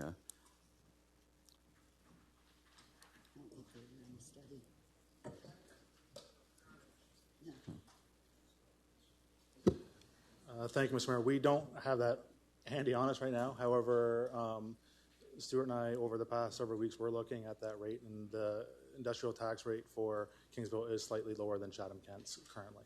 Okay, thank you. Any other questions? If not, we'll put this to vote.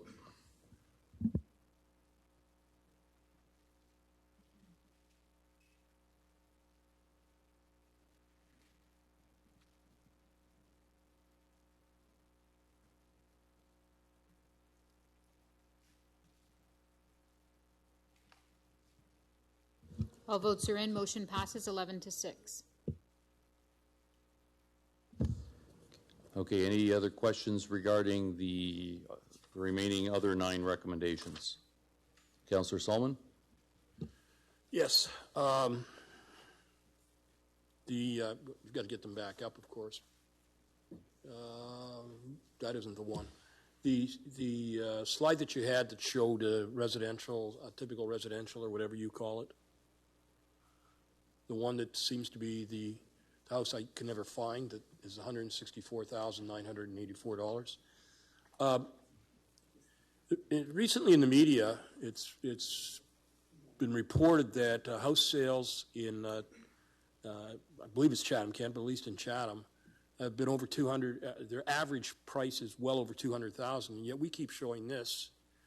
And to me, it's misleading in that I don't know where this 164 average house is, but and then we say, well, look, it's only going to cost you $55. But if right now in Prestantia they're selling semi-detached places at well over $400,000, So that number, and that's a semi-detached house.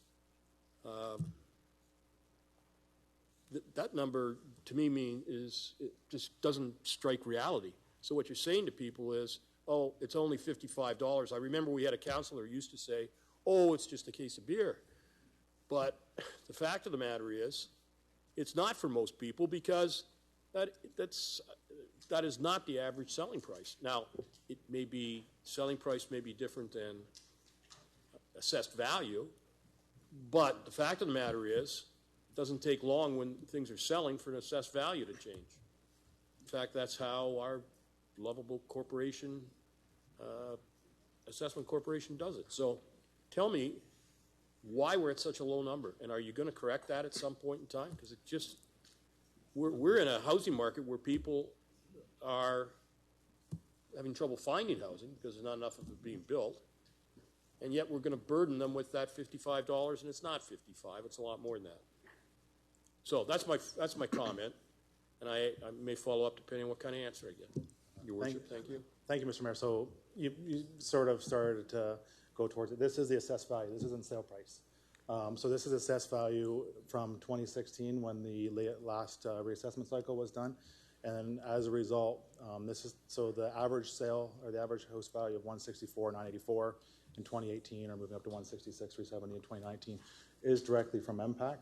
So based on the assessed value, which is where your tax rate is multiplied by, these are the average residential households in Chatham-Kent. Some will be higher, some will be lower, but this is a directly from MPAC, and this is what the average one, if you were to take them all, divided by the number of properties, this is what it would be. Well, okay, I think that's outdated. And MPAC, it's market value assessment. Now, I realize they haven't done that market value again, but that isn't in line with what the houses are currently selling for in Chatham-Kent. Nowhere near it. So if they're paying, if people are paying that smaller amount, God bless them, that's very nice. But somebody's going to get hit pretty hard in a very short period of time when the next assessment comes. And we just keep looking at it and going, well, it's not that much.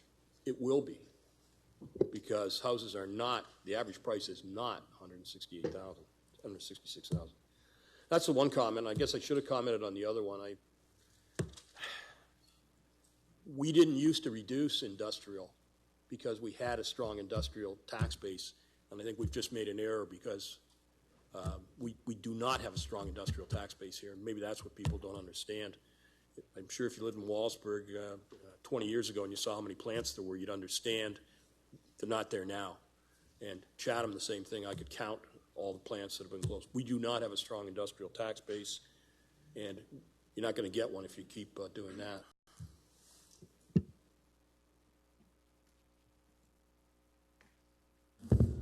Councillor Bondi. Thank you, Mayor Caniff. I really hope we all remember this when it's budget next year, because that's what we're talking about is, you know, I understand you can't have it both ways, right? Like if you want to reduce, you have to compensate somewhere else. But the taxes in Chatham-Kent, in particular in the city of Chatham, I hear from a lot of people that they're crippling. They're very difficult residentially when you compare to other communities like Toronto. And I understand we're not Toronto and they have the population density and all that sort of stuff. But commercial property taxes, industrial I don't know much about because I don't know anybody that owns an industry, frankly. But commercial, it's very, very difficult for people to own small strip malls, like my mom, because the taxes are so incredibly high and the rents are relatively low here. So it's fine if you own the place outright, but if you want to sell it, people are very reluctant to take that risk because of the taxes. So if you lose a tenant, you're underwater. You'd be better off putting your money in the bank at like 2% interest. And at the same time, we all hear about residential property taxes and how they're killing people. And yeah, we've got a pretty hot housing market, but the biggest problem I ever hear is that when out-of-towners come here and see a house that they think is a great deal, it's very affordable, then find out what the taxes are relative to where they're coming from, which is typically the GTA, they're just blown away. So I think the lesson here is we can decide to shift. We're just shifting here. We're not raising or lowering taxes. But I just hope we all remember this next year when we're presented a budget proposal of just, a meager 2% increase. Well, 2% after 2% after 2% year after year after year is compounded, and that's why we've gotten ourselves into this position. And maybe we have to find efficiencies. Again, this is a conversation for 8 months from now, but I hope we're reminded of this at budget, that we have to make this decision today because our taxes are very high. So this is really, to me, a budget conversation, but it's a difficult one because really, where do you go? You want to bring in industry, but of course, if people can't afford to live here because of the taxes or they don't want to, then you're not going to bring in the industry. So I understand you're in a difficult position here, but I just really hope we all remember this at budget because that's when it really rubber hits the road next time in January, February. Councillor Oche. Thank you, Your Worship. Just a couple of things. One, through you to Steve. This is actually 0.31% lower than what we okayed in the budget, correct?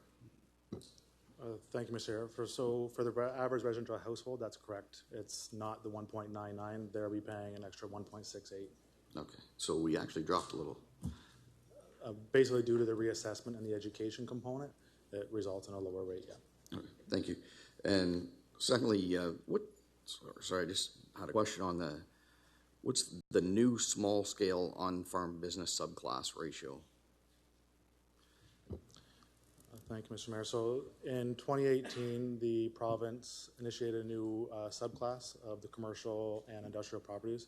So what that does is it allows farm properties that have a value add, so they have a commercial component, to process the product that they grow on farm, has to be at least 51% of that, and that allows it to be 0.25% of the, or 0.25 of either the industrial or the commercial ratio. So it's giving, a tax incentive, tax break to the rural farmers that have a commercial or industrial component on their property. In 2018, there's 7 properties in Chatham-Kent that applies to. So that'd be like the new brewery out by the Blenheim area? Is that? Well, they have to grow the product on site. So, for example, an orchard where they grow it and then they may process something on site. That would be one that would qualify for this. Okay, thank you. Seeing no other questions, we'll put the other 9 recommendations to vote.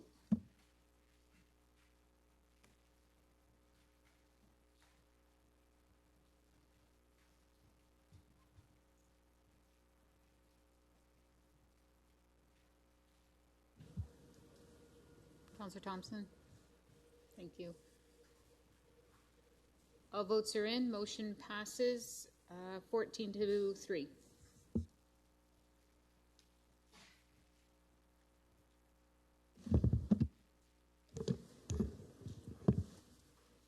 Ready? Item 15C, tax sale write-offs, January 22nd, 2019 tender.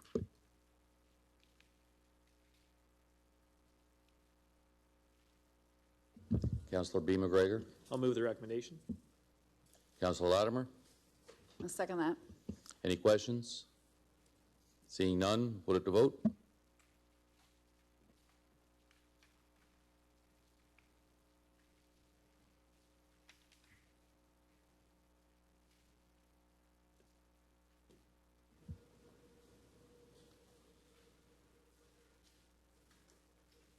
All votes are in. Motion passes 15-1.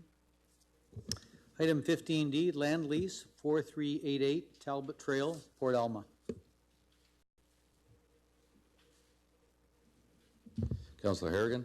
I'll move the recommendation. Councillor Latimer. I'll second it. Any questions? Councillor Oche. Thank you, Your Worship. Through you to management, I'm just wondering, I see that we do not normally sell lakeside property, and that's why I'm assuming we're leasing this, or maybe the guy's not interested in buying it. But when we have a lakeside property like we have in Port Alma that has an 80-foot drop and we're losing footage, acreage, every year, I'm not sure why we wouldn't try to sell this piece of property. Is Is there a reason why we wouldn't do this? Other than, and if there is, if it's just because there's a bylaw, obviously we can change that, correct?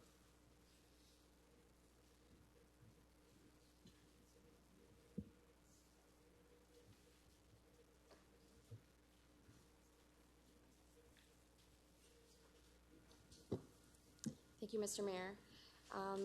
As I understand it, we don't sell this because as part of our official plan, we are to retain waterfront property. Thank you. Through you, Your Worship. But is there a bylaw in place for this, or is this something that we could do if we decided as a council to sell? I don't know if there's a bylaw in place. I'd have to go back and find that out from planning services. Maybe I can help, Mr. Mayor. So we could sell it, but we don't recommend that. As Amy explained, it's not, our official plan encourages us to hang on to waterfront property. There'd be other reasons we wouldn't sell it as well, which we would discuss in closed session, I guess. So our normal plan is to lease these types of lands. Okay. If, I don't know if you want to bring it to, and I'm not going to bring a motion to bring it to close, but if I could get some information on it, I would be extremely happy with that. Is that fine? Thank you. Thank you. Any other questions? Seeing none, we'll put it to vote.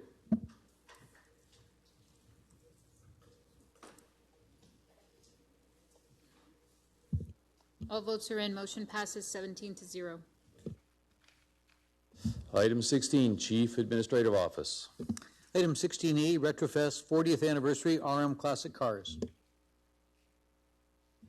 Councillor Bondi. Mayor Caniff, I'd be happy to move the recommendation. The estimated cost of $84,485.50 be approved and funded one time from the Strategic Development Reserve. Councillor Crew. I'll second that. Any questions? Councillor Latimer.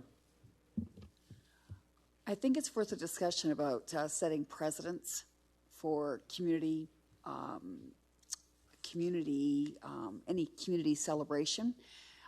Certainly, RM and Sotheby's 40th anniversary is something to be celebrated, but we have a lot of other communities in Chatham-Kent who also have worthwhile festivals and celebrations, and I think it behooves us to discuss that in open forum before we approve this amount of money towards one particular celebration, albeit a one-timer. Councillor Pinsino. Thank you, Your Worship. No question, Rob Myers has done a lot of wonderful things for this community. He's cleaned up the whole one end of the main street. Retrofest has been successful for a lot of years, but I agree with my neighbor here. This does set a precedence, and I guess my question is, how do we treat everybody the same? We have very similar festivals to this one, one being Wambo, one being the Bothwell Car Show, and they are both really big events in their own aspect. It's tough to set a precedent like this when, we just added thousands of dollars to our community fund to address asks like this. And in essence, this would be bypassing the process that we have set up. I really struggle with this one just because I know the good that Rob has done in this community, and but we have all these other events, and how do we treat everybody the same? That's just my comments. Thank you. Councillor Bondi. Thank you, Mayor Caniff. I understand, Councillor Latimer, where you're coming from, but I don't think there's anything preventing any other group coming to council and asking, and it's up to us. Like we make the decision, and do we treat everybody fairly? No, we don't, because not every festival is equal. I think it's up to us to decide if this one is worthy of, that's why we're here, right? So it's just. Councillor Oche. Thank you, Your Worship. Just wondering, I'm on the same wavelength as Steve and that, and I know how Rob has done great things, and I look forward to this, and honestly, I want to support this 100%. But as everyone said, the Thrashing Festival wasn't even mentioned in the parade, or Wheatley Fish Festival. There's just tons of festivals, and whether we do this for everybody for this 1 year and this 1 year only, I don't know if you would need a motion for that, or how we would do this, but I want to vote for this, but I am not going to leave out Wambo and Bothwell's car show, and Wallaceburg's got a Canada Day bash coming up as well, and of course Tilbury has their things as well. I mean, Blenheim has the Cherry Festival, so if we can either tap into the money that we did put away in the foundation bank account or reserve. But there's definitely a lot of good things going on. Rob's is a great one, a huge one. But I think it would be nice to spread everywhere if we could. And I'm going to vote for this, but I just think that it should be fair for all the communities as well. Thank you. Councillor B. McGregor. Thank you, Mayor Caniff. And I think it is good to have a conversation about what this report outlines. And I think it's important to note that I think this sets a good precedent in accountability to look at where these funds go, how we itemize, how we support these types of events. And we very much did that with the IPM. We saw, in-kind sponsorship. We saw, direct cash cost, and we really had a pretty in-depth look at how that money is spent, because it's a big event. This is, again, a very large event, so we'll see those costs itemized. And I think what's important to note is some of those costs exist for other things, but on a much smaller scale, and we just don't see them in a report. So I think the expectation is, if you're using Tecumseh Park and the garbage pail gets full, no matter how big the event is, someone's gonna wrap up that garbage bag and take it away. Just so happens, this is a really big event, and it's gonna take some extra hours to do it. So I think that if you start going through this report and looking at each item, it starts to make a lot more sense. I mean, the number seems big at $85,000 when we're looking at the size of other events in our community, but really when you start to dig down, those numbers make sense. It's an event worth supporting, and it's worth noting how significant that impact does throughout Chatham-Kent.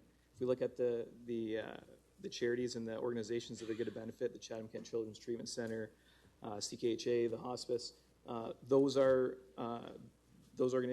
organizations serve everyone across Chatham-Kent. So it's important to not think about this as this Chatham-centric festival, that all the benefit will be in Chatham. This benefit, much like the IPM, will go through the community. I think it's important that we recognize this as an opportunity, and that these assets we have that we're trying to use, Tecumseh Park and the Cultural Center, they're there to use. And if we don't use them, there's no cost, but then we don't use them. So I think that this is a very appropriate report, and I'm happy that it's that transparent, but I think that shouldn't scare us away from supporting it. Councillor Hall, followed by Councillor Harrigan.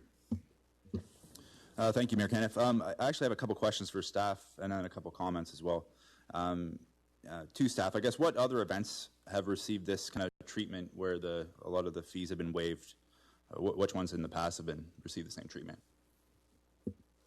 Thank you, Mr. Mayor. Through you to Councillor Hall. With this type of report, similar events, as mentioned by Councillor Brock McGregor, is the International Plowing Match, Pinty's Grand Slam, and Hockey Hometown. To provide some clarification to Council regarding this report,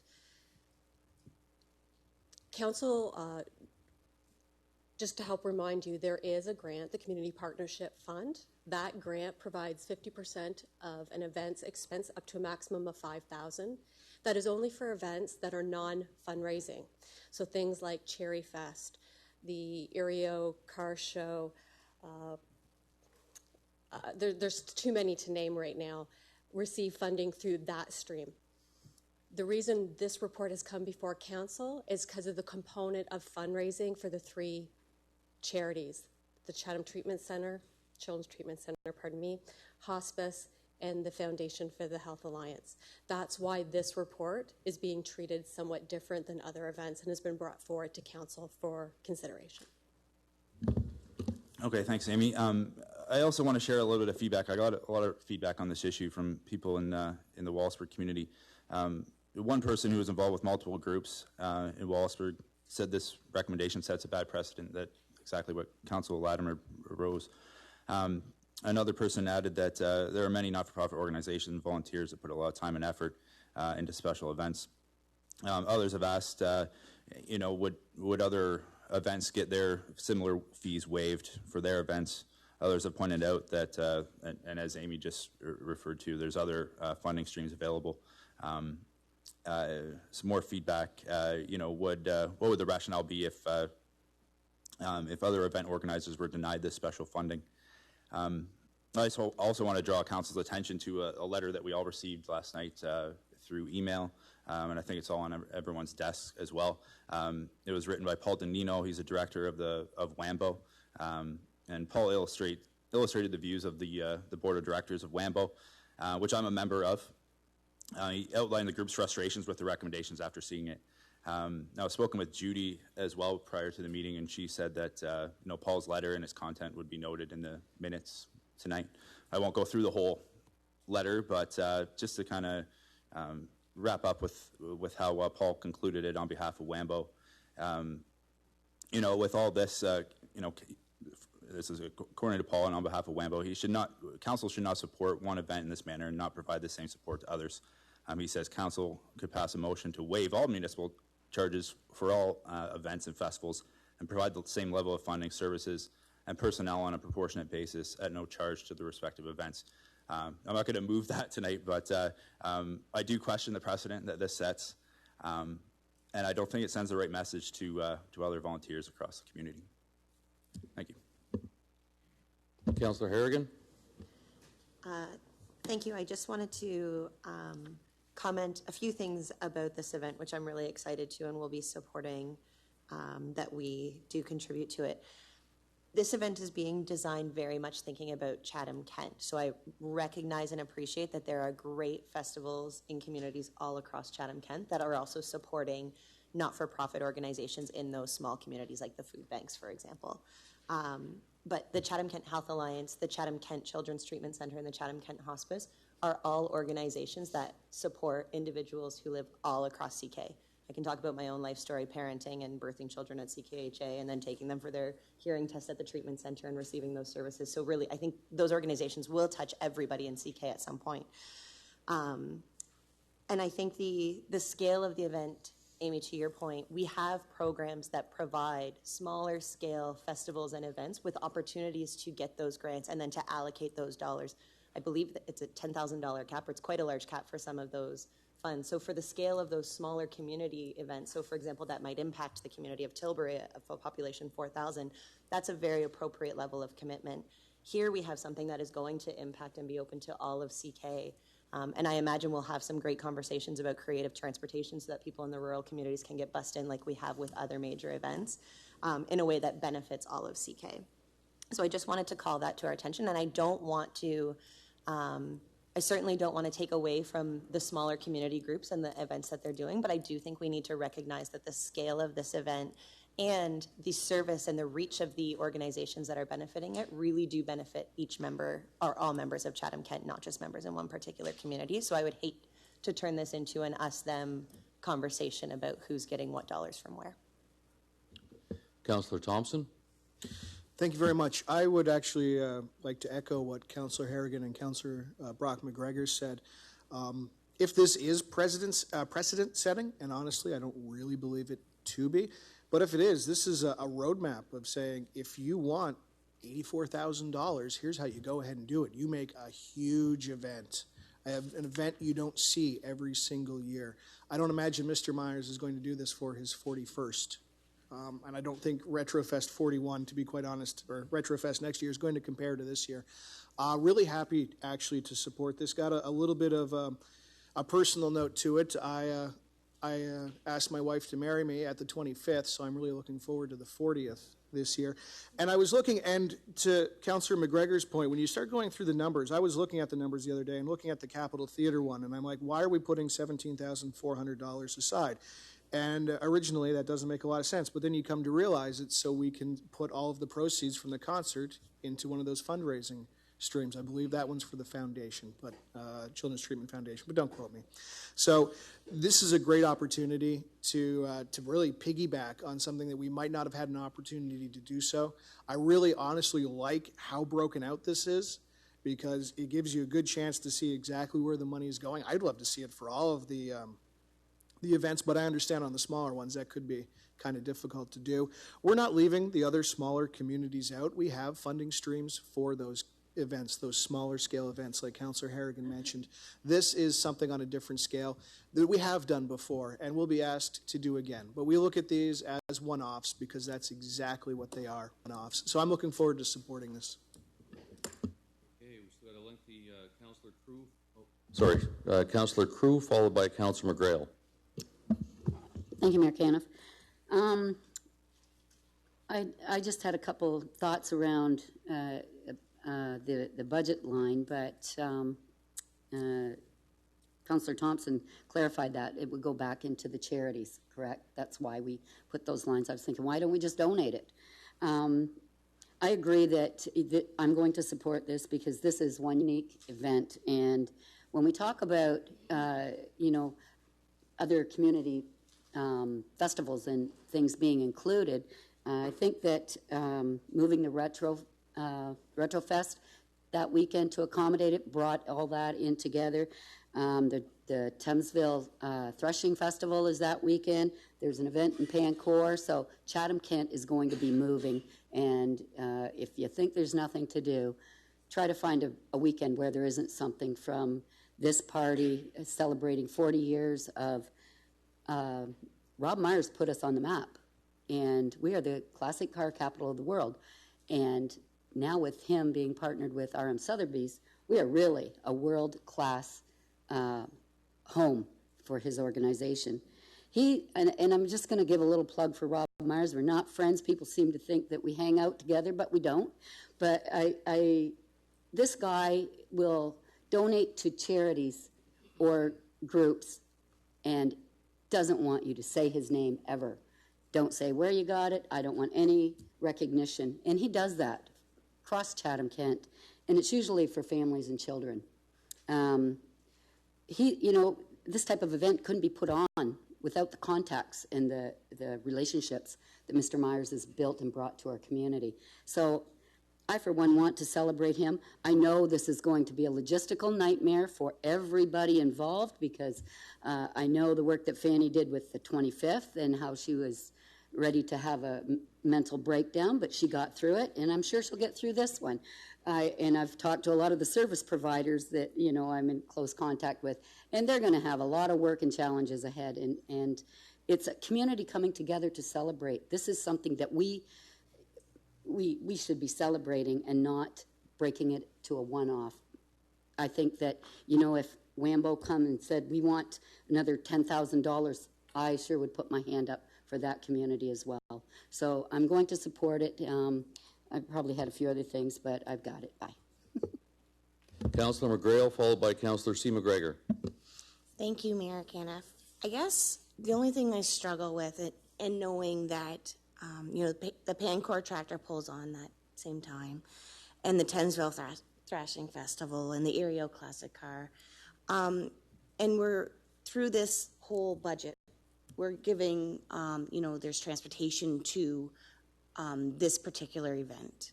So, and I know, and I'm going to talk about the tractor pull because that's something that I'm being part of, is that they too give to children's charities, and that's where they give their money. So the only thing I can see there is that with the transportation aspect is that we're going, come on guys, go here, but not here, and giving that potential to those charities in Chatham and not spread it towards the other three festivals that are going on. That I'm not sure about the other two, if they do give to charities or not, that we're we're focusing in on 3 charities when there's other charities being benefited from the other festivals that are going on at the same time. Councillor C. McGregor, followed by Councillor Sakatchi. Thank you, and through the mayor. You know, this is one that, you know, I love the work that has been done, and I love the report. But in all conscience, I can't support it because, and I'll use a phrase that is so well known around the council chamber from Councillor Solomon, I think it's a slippery slope that we're getting into, because I know once this, and if this passes, I will be back in the next week or two, either for the Breast Buddies, for the Dragon Boat races in Wallaceburg, or for Wambo, or for Otter Creek that's coming up, which is a brand new festival that is going to bring world-class entertainment and attract people from all over Chatham-Kent and provide dollars into all of our communities. So as much as I wish we had the money to do this, but if I can't, it's kind of like my children. I won't give to one child if I can't give to all. And that's the same philosophy I have to live with and go back into my community. So if I can't provide this for my community and all of our communities, for Blenheim and for Thamesville and for Ridgetown, then I can't justify doing it for any one-offs. I think we are at a stage, we've come through the IPM, the Pinty, you know, the Hockey Town. I think we need to sit down and have a fulsome discussion on having a policy or something in place that tells us or gives us a criteria as to how we divvy out our money. We've just gone through a process of doing all these community meetings, setting up a special fund for these kind of things. You know, if somebody was telling me this was coming from that special fund for this one-off, I probably wouldn't have a problem for it. But because it's not coming from that special fund that we have just set up within the community, I do have a problem. That otherwise, I think we need to balance it out, and either, you know, if we want to do it for this one, sure. But, you know, when I come back in a couple of weeks for my festivals in Wallaceburg, I would hope to have the very same treatment and the same allowance given to those festivals. So, and I suspect that if I do that, you will also see many others from other communities come forward with their festivals. So I just think it's you know, though I think it's a very, very great thing that's happening in this community, and it will be a great festival, and I know the work that Mr. Myers has done through our community and through Chatham-Kent that we've all benefited from, all of Chatham-Kent has benefited from. But it's not the only one. We are so large, and as you know, we heard around the table, there's not a weekend in Chatham-Kent that you cannot find throughout the summer months a festival or a celebration that's going on. So again, I guess it gets back to my mom hat. If I give for one, I give for all. And if I can't provide to all, then I don't give to any. Councillor Sakatchi. Thank you, through you, Your Worship. I'm not going to go on and repeat a lot of things that everybody else said, but what I'm going to go through is I don't see this as a festival or an event. I see this as a world-class opportunity from a strategic standpoint for us to grow. We sat through the strategic planning and talked about what we had to do to make our community better, and to make our community better, we have to grow. We have the opportunity to bring people in from all over the country and all over the world to an event to showcase our community from an attraction standpoint, not to mention all the fundraising I'm not going to go into because Councillor Harrigan did a great job speaking of that. This is an opportunity from a strategic standpoint to bring tens of thousands of people to our community, and it's an opportunity for them to invest millions of dollars in expenditures in regards to, if it's $1 million, it's a 1.5 in restaurants, hotels, and in our stores and our shops. And I'm fully supporting this. And like I said, from a strategic standpoint, it just makes too much sense to say no. Councillor Foss. Thank you, Your Worship. I look at it that a little differently, I guess. When the Grand Slam curling came, we were all on board on that. There's no questions as to it being an individual celebration. When the international plowing match came, we looked at that as a real opportunity to attract people. I don't see this function as any different than that. We're trying to attract people to Chatham-Kent. I realize that all the other communities are doing their part and doing their attractions and everything else, but I see this event as big as the plowing match. I see this as big as the Grand Slam curling, and I think that's what we got to focus in on and look at the benefits. If you look at the report, the people it's going to attract, the money it's going to spend, the dignitaries and celebrities that it's going to attract. We're on the world stage here with this group of people. So I think we've got to get maybe our heads out of the sand and say, okay, let's look at this in a different aspect. I will be supporting this. Okay, I guess since virtually everyone else has spoke, I should add my 2 cents in here as well. I guess I've heard everybody's comments, and I'm going to try to avoid what was already said, but I want to highlight a few things, particularly. First off, we did set precedent here during 25th anniversary. We funded $80-something thousand, 75, somewhere in that range. We funded the 25th anniversary. So we set precedent saying this is a really important thing in our community. So we said, and when you look at what Mr. Myers is spending personally, it's in the hundreds of thousands of dollars he's putting into this event. He loves this community. There's a lot of other things he does, and I'm hoping that there's a lot more things he will do in this community. This is putting that support forward. And to speak with other events, I want to see every other event prosper in Chatham-Kent. I look at when we've talked about the other events happening, Otter Creek, Wambo. I've got a meeting already with Otter Creek, and we're going to talk about exactly that. How can we help that event? Because that's a really important event. The big events, how can we help them prosper? The smaller events are helped through the community fund. When we match expenses up to $10,000. So a smaller event that's happening, that's free, we will get, if the event costs 10, we're sponsoring by 50%. So that's meant to cover the smaller ones. I want to address the larger ones. So certainly like the Wambo, we talk about that as well. That's something we need to address because that's been around for 30 years. We want to see that continue. We want to see it grow. Cherry Fest, those type of things, those big events in Chatham-Kent, we want to see them prosper. So by proving this, we're setting a tone that we want to support these events, not that we don't want to support them. So don't think that going forward this is a one-off, because we want special events happening in Chatham-Kent. So that, I guess you can read by what I'm talking about. I will be supporting the motion. So, is there any other questions? Councillor Latimer. I didn't mean to start the firestorm. Actually, I did mean to start the firestorm so that the municipality, people who live across Chatham-Kent, do realize that that is our focus, is that we want to work with all our groups, all our communities, in seeing their organizations and their events and their fundraising activities and initiatives surpass all their dreams. And so I think it's important that they realize that we are taking a new look at this, because in the past, there are people and certain groups who feel that there's been given special treatment towards such groups. And we're working right now to change that. We're clarifying the parameters.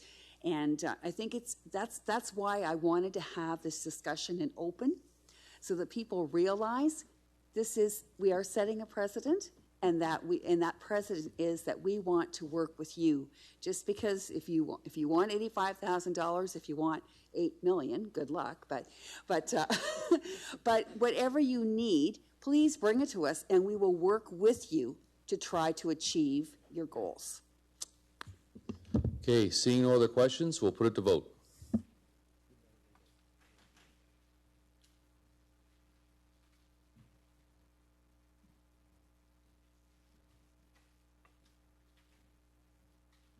All votes are in. Motion passes 13-3.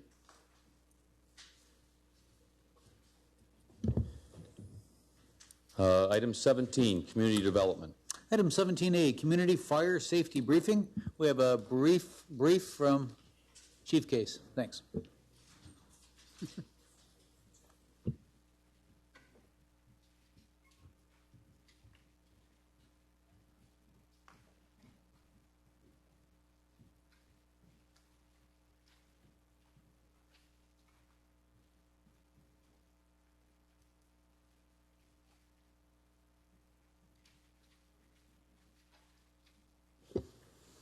Mr Mayor, councillors, colleagues, thank you for letting me come and I don't think I've ever said this before, give you a little light relief. When I first moved here from very, very far east in Canada 3 years ago, I was given the role of looking after community fire safety and our first strategy.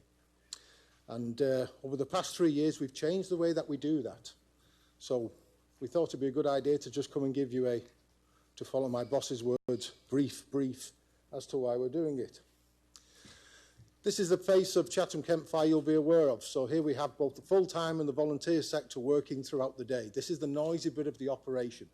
You can see the floods, you can see the fires, and you can see the inappropriate parking we sometimes deal with. But what is it that we have to do? We don't have a lot that we have to do in terms of a fire and rescue service. And the Fire Protection and Prevention Act 1997 gives direction. We need to have a smoke alarm program. And up to about 3 years ago, that's what we had. And the Office of the Fire Marshal advises that your smoke alarm program should include leaflets and it should include visiting schools. However, I know personally, and I know Chief Crawford would attain to, the fact that fire does discriminate. Fire can affect anybody, but if you are over 65, have social care needs, if you live alone, if you have mental health issues, if you have smoking or if you have addictions, you've got a much higher chance of being injured or killed in a fire. We also know that poverty is an indicator of where people die in fires. We see this in England, we see this in Europe, we see it all across North America. So the impact of fire on the community is quite a strong one. The visuals of seeing someone's home burned down is deeply shocking. If you're lucky enough to escape the fire, the fact that your entire life has been destroyed within the space of around 10 minutes is something that you never forget. I'm sure Councillor Pinson's seen that a number of times where we go up there and we see someone who is absolutely shocked to see that their entire house has burnt down.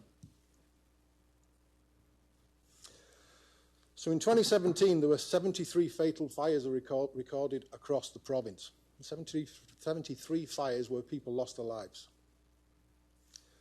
That went up to 93 in 2018. The province is currently seeing an increase in the number of people who are being killed and injured through fires in the home. The last fatal fire that we had in Chatham was in September 2016. A young lady in Wallaceburg, I'm sure you remember it well. Since then, we have not had anyone lose their lives in a fire. We've also seen a reduction in fire injuries in the home. The main reason we do that, and I give a lot of credit to Whitney Burke, we have, in the prevention staff, we have 4 fire prevention officers, who you'll all know well, who come and inspect buildings and they inspect shops and premises. And we have 1 public educator, Whitney Burke. She's the one who stands here and waves her arms a lot, you'll notice. Whitney's in charge of providing information in terms of fire safety, emergency management, and she's the cornerstone of our programme. And this was Whitney's invention. When I turned up, I had a very enthusiastic person to work with. The chirp is at the middle of everything we do. Chatham-Kent homes, informed, ready and protected. So in 2017, we visited 1,000 homes. That's both within Chatham, Wallaceburg, and all over Chatham-Kent. The full-time and the volunteers embrace this programme. And 2017 was basically getting out there and knocking on doors. This is where fire crews go and knock on the door and present themselves. And people quite like us, you know. I'm not quite sure why, but they seem to be quite welcoming when they see a firefighter at the door. And they like to talk to us. And we talk about fire safety, and we talk about the home, and we talk about all the things that keep them safe in their home. And then towards the end of 2017, we began to look slightly differently. We looked at those causes, we looked at those discrimination facts in terms of fire deaths and injuries, and we began to look to target people. And we doubled our efforts in 2018 and visited 2,000 homes. And here's the interesting point. As you can see, we've installed 676 smoke alarms in Chatham-Kent. That is where firefighters enter the person's home, have a conversation with them, speak to them, and physically install the smoke alarms for them and leave them safe. And 354 carbon monoxide alarms. They've been funded by provincial funding, around $20,000 from the social fund. However, if we go back to that home and the smoke alarm's not there, then they get a ticket. That's $360. If they're renting from a landlord, then we will fine the landlord. Only in the past few weeks, we've fined 3 landlords who did not provide safe, fire-safe homes for their tenants. And the other thing to talk about is you'll come across people who have a fire crew come into the home. I'll give you one example. Mr. Mayor had someone contact him last week because her house was flooding. She had flooding in her basement. And the crew roll up and they pump out her basement. Then they help her sort out her furnace. Then they realised that her carbon monoxide alarm was wet, so they gave her a carbon monoxide alarm. Then they helped her fix one of the doors. When the crew are in the home, they like to busy themselves. I had one lady who contacted me because she was very grateful that the crews had fixed their kettle. Bit of a nightmare for me when firefighters are fixing kettles. But I make the point, we don't just look at the fire-related things, we look at the non-fire needs. That vulnerability that person has is holistic, and we're part of the team of people who will go in and try and reduce those. So there's some other aspects that we do. My apartment living is another area where you do see an increase in the number of fires. So we currently have a program where fire crews will attend an apartment block. They'll visit every single apartment. Prevention office will inspect the fact that the working smoke alarms within the common areas are up to code. And we'll also do training whilst we're there so that we're ready in case we have to come back and there's a fire. This was a program that we came up with soon after the fire in London that killed 70 people. So after the fire reassurance, this has been going on today. So this was Elgin Street yesterday. You'll have read about this fire. A lady was on the top floor of the house and her smoke alarm started to actuate around 11:45 yesterday morning. She had a serious fire developing in the basement. Because she had smoke alarms, she was able to exit the house and close the door to the basement to prevent the fire spreading. The crews attended within 5 minutes and were able to knock the fire down. We saved the person's home and, more importantly, she saved her life. It's going to be very difficult for us to prevent fires. A lot of people say we prevent fires. We try to prevent fires, but we've been trying to stop fires since lightning, and it's a difficult thing to do. The Romans tried it and didn't do very well. But what we can do is we can stop people being injured and killed in those fires. That's what we can do. This evening, the station, the crew from Wallaceburg are back in the area, knocking on doors, and we use the impact of that fire. We go to people's homes and say, your neighbour had a fire. Is your home protected? It can happen to you. The number of people who are here say, oh, it could never happen to us.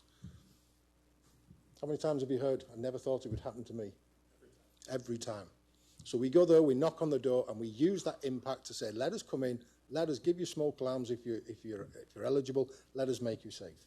The crew tonight attended 30 homes around that area. And whilst the crew are in fitting the smoke alarms, the kids are outside climbing on the fire engine, they're getting educated too. It's a wonderful programme. And finally, I'm pleased to announce that we realise that we have a full-time contingent who can go out and do a lot of visits in the full-time sector, but our volunteer sectors do struggle sometimes. Councillor Pinsonneau is busy during the working day as well as firefighting and coming to council. Sometimes it's difficult for the volunteers to get out and get to those vulnerable people's homes, and we do have vulnerability in the rural sector, we all know that. So we now have 12 volunteer firefighters who have volunteered to come forward to get additional training. They are our rural community safety team. They are the people who will go and deal with the most vulnerable people. And we hope to bring you a report in the future, a little more about what they're doing. I'll leave you with this slide. This is the number of, this is some of the partners who we are currently sharing information with. These are the people that we turn to. And the secret to what we do is very, very simple. If a crew goes into a house and sees that someone has a vulnerability, the last thing they ever say is, you need to phone the Canadian Hearing Society, or you need to phone Meads on Wheels. The question is always, would you let me make that phone call for you? The captain or the firefighter will always say to the occupant, let me make that call for you. And that is the secret to what we're doing. And through it all, when things get really tough, that's when we turn to our hero, Councillor Crew, for the first strategy, and that's where we roll up. And we are one of the only communities in Canada that has actually brought buildings, neighbourhoods to the first strategy because we want to reduce the fire and injuries.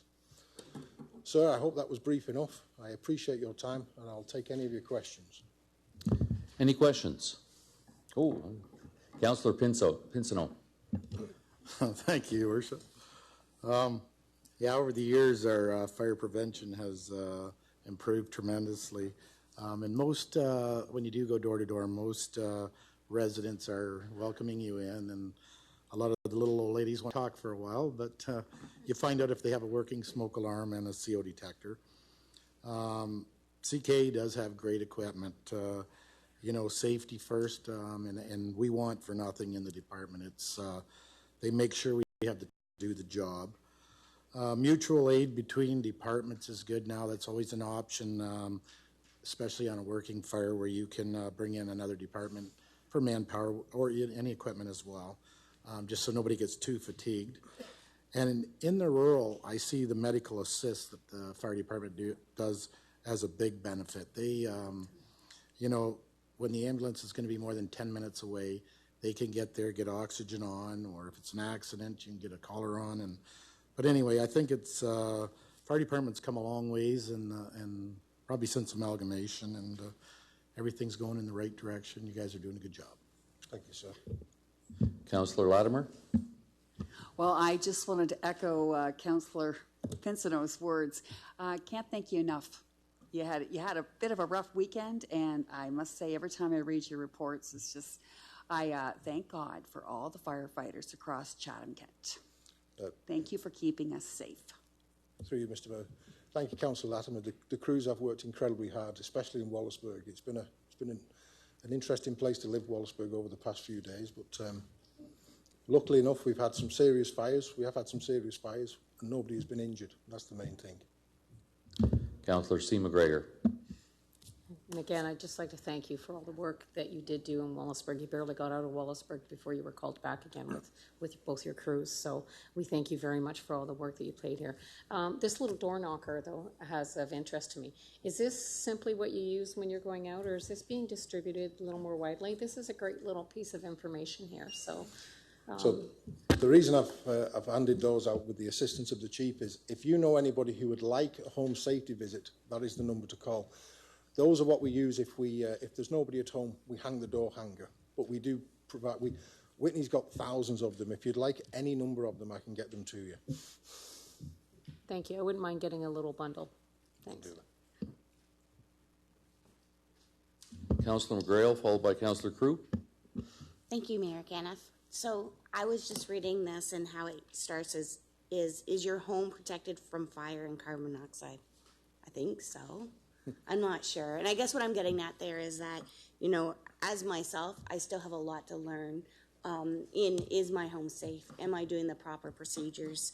And I admit that I haven't taken the time to learn that. So put me on your list to come visit, and tell me what I'm doing wrong.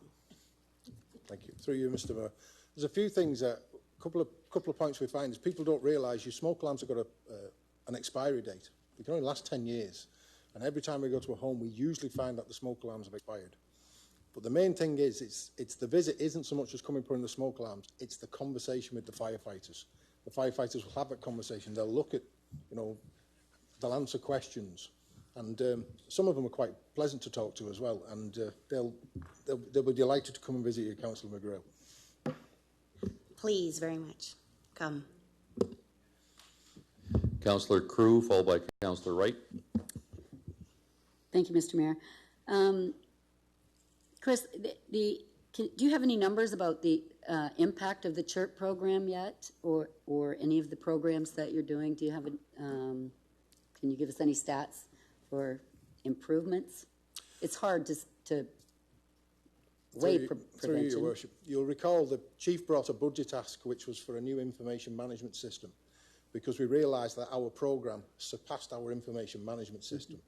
So at the moment, we use the local intelligence of the firefighters.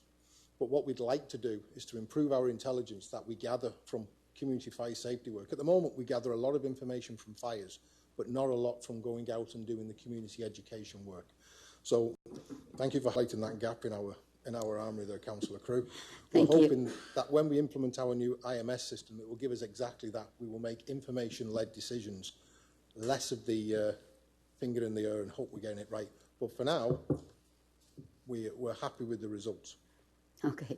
I just want to say that the firefighters did come around our neighborhood and checked my smoke alarm and my carbon monoxide detector, and they give you hints and how to dust them. maintain them. They show up unannounced. Thank you. Councillor Wright? Yes, thank you, Mayor. One thing that the rural fire departments are really getting good is equipment anymore. They're getting as good equipment as the city of Chatham. They're not lacking nothing in the rural. They're up to standards. Everything's good. Our equipment out in Highgate, Ridgetown area is good equipment. It's just as good as what Chatham's getting. Seeing no other questions, can I get a motion to accept the report? Councillor Pinsino, seconded by Councillor Latimer. All in favor? Opposed? Carried. Item 18, Community Human Services. Item 18A, purchase approval for employment and case management database. Councillor Kirkwood-White. Happy to move the motion. Councillor C. McGregor. Happy to second. Any questions? Seeing none, we'll put it to vote.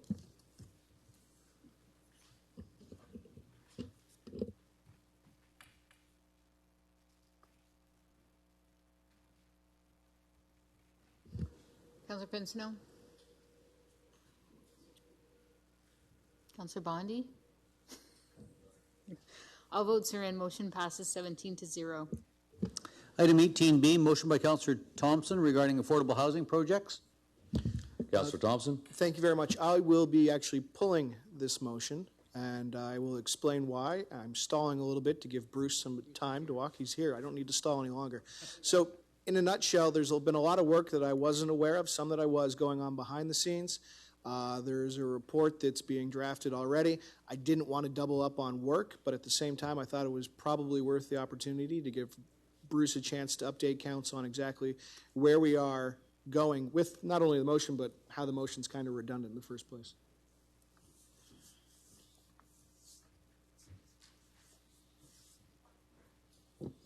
Thank you, Your Worship, to Councillor Thompson. So, yes, so last fall through Housing Services, where we're planning and Housing Services have been working together, we identified that certainly there's a need to look at ways to incent or encourage affordable housing, whether it be through policy or other sort of strategies that might come out of that. So last fall, Housing Services did bring forward a report to hire a housing consultant that specializes in looking at best practices and other options that might be available that municipalities are using. So long and short, that draft of that report was completed here over the last month. We've reviewed it, sent back some comments, but also over the last couple months, the province has announced that they are preparing their housing supply action plan.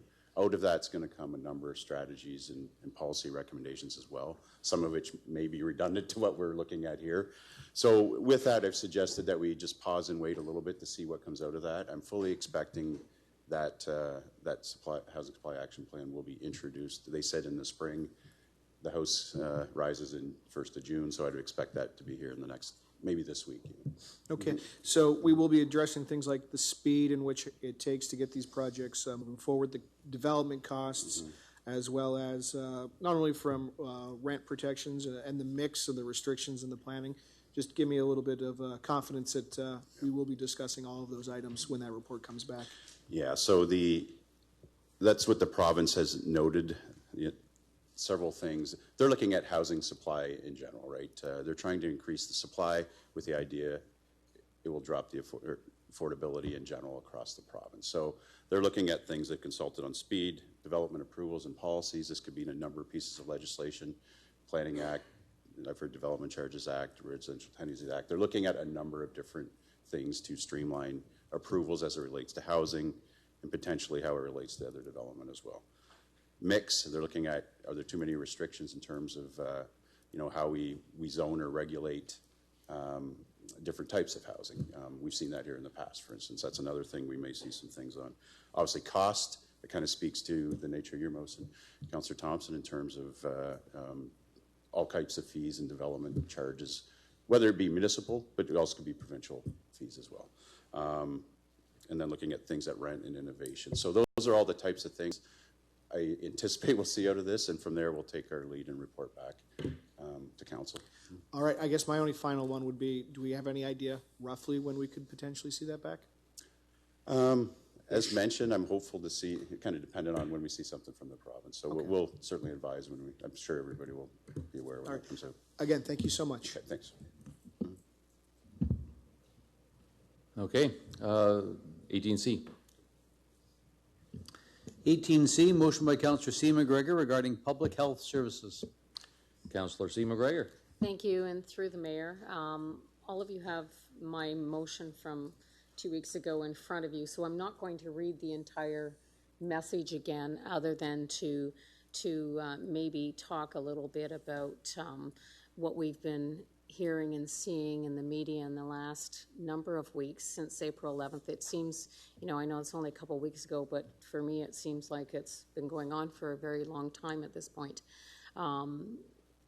In the last couple of weeks, there's been very much information that's been embargoed, and we've not been able to share a lot. And certainly, April, Dr. Redyke has not been able to share a lot in the community. I think that's all about to change. I think we've received information tonight that some of our embargoed information is now public information. So, but what is being presented to our communities, all of our communities across Ontario, is the downsizing of public health from 35 public health units to 10. That's going to make a major difference with the with our organization and how we're presented with this as health units become regionalized. And I don't know that it's a matter of being able to fight it. It's a matter of how we work with it and how our municipality can work with it. So I know what I've asked for in this report, and I would hope that everybody would understand and give lenience to Dr. Redyke when she prepares this report, because she will probably have living knowledge between now and when this gets back to council in a couple of weeks of information that possibly she and Joe, as chair of the Board of Health, would be able to share with council at that point of time. So I don't think I need to go into it, other than the fact that what has come out, and part of that has come public, is the changes to the funding formula models. I know we keep reading it, and everything's kind of Toronto-centric right now. I think anybody reading in the papers sees what's going on between Joe Cressy at the Board of Health in Toronto and what's taking place there, and might not realize that that is not just Toronto-centric. That's going to affect every one of us in Ontario, and how the delivery of public health services go forward, and the budget implications that are going to come with it, because it means a change in the funding formula. Currently, we're 70-25, and it looks like we will be going anywhere from 70-30 to possibly 60-40, depending on the regions and the makeup of the regions. And I wouldn't have said this because we were just at a public closed session meeting earlier today, but we've all received a letter tonight. A public letter tonight. I don't probably see your face because we talked about it early. So I don't think we have any danger. But I would just ask that everybody consider passing this motion and letting this report come back, and hopefully we can begin a process of learning where we need to go in the future with public health and within the municipality of Chatham-Kent. Can I get a seconder? Councillor B. McGregor. Any questions? Councillor Foss. I just want to reiterate, I guess, everything that Councillor C. McGregor presented. It's been a busy couple of weeks with teleconferences with the other Board of Health, and we're not alone in this. And I think our opinions and our fears and frustrations are universal across the province. And I think with the support of council going to AMO, to the Ministry of Health, and to everyone concerned, is going to throw a lot of weight as to where the future of this may end up. So I as well encourage everyone to support this. Thank you. Seeing no other questions, we'll put it to vote.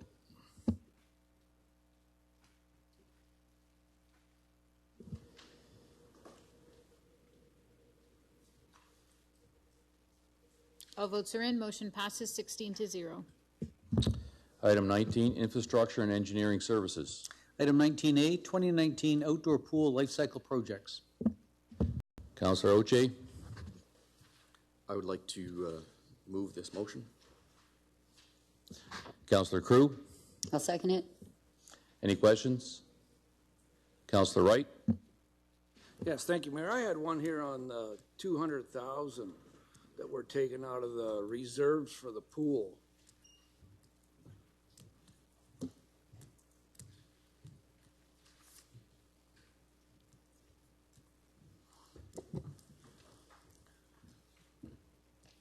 Thank you, Mayor Hope. We're moving that into the other reserve. We have some other projects that are related that those reserves are underfunded. So this reserve had the funds to pay for this future projects that you'll see.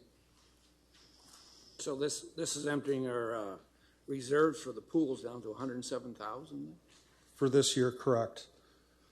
The 200,000 is it going into the recreation buildings at the pools, or is it just going into parks buildings? Recreation buildings, it's just a one-time.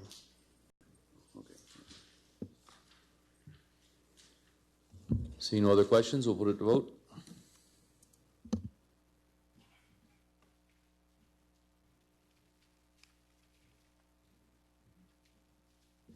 All votes are in. Motion passes 15-0. Item 20, corporate services. Item 20A, amendment to user fee bylaw relating to salesperson door-to-door fiber sales.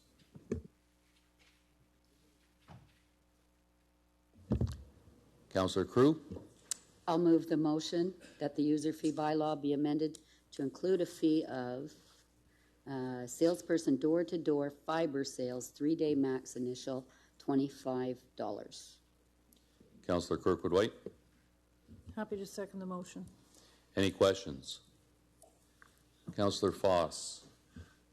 Thank you, Your Worship. I don't see a whole lot wrong with this, I guess, but there must have been a reason down through the years why we did raise that rate to that $530. Was there a reason for that,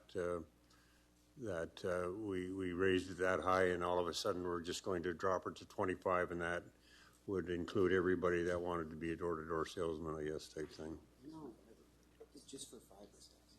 Just for fiber sales? Just for fiber. Okay, I guess I didn't read that report well enough, sorry. Councillor Scotchy. Just wanted to see how you came up with the fee, the new fee. Is it honestly just random 20? Like I just. Thank you, Mr. Mayor. Yes, it's $25 to cover the basic admin cost. We aren't exempting these requests for the license. We still have to go through and check over the police clearance. We have to prepare the identification cards and everything. So it's a minimal cost for the administration time that takes the licensing staff to prepare the. So you kind of answered my next question. So we are still going to recover all the costs that are going to come through the municipality at that $25 fee, for sure? So all costs probably will not be recovered. In answer of some of Councillor Foss's questions is, back a few years ago when the business license bylaw was approved, we did a service review and we looked at the cost of different inspections. So sometimes business licenses require a health inspection, a fire inspection, police inspection, and so on. And so all of those fees were allocated, and that's how we come up with different costs. So not all municipal cost will be recovered with that $25 fee, our admin cost for issuing it. But, if police services or anything had to go out because there was complaints and stuff, that time wouldn't be recovered. Thank you. Councillor Latimer. I had the same question, how you came up with it, but the other was, is this specific just to Bell? No, the report is general to all fiber installations, so any company would get the same fee. And Mr. Van Hool out in Bondi, Correct. Botany, and okay, good. All right. Councillor Crew.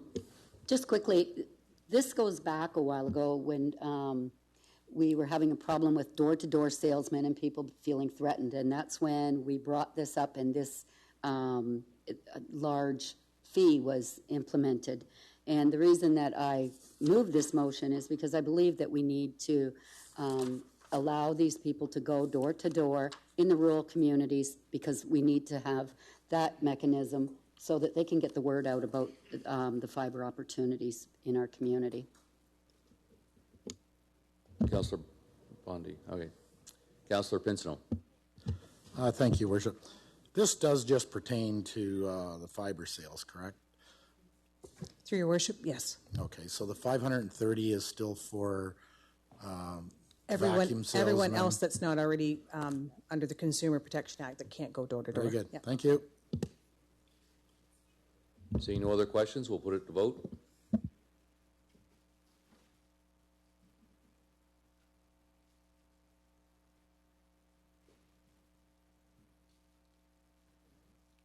All votes are in. Motion passes 15-1. Item 20B, motion by Councillor McGrail regarding council member appointments, policy amendment. Councillor McGrail.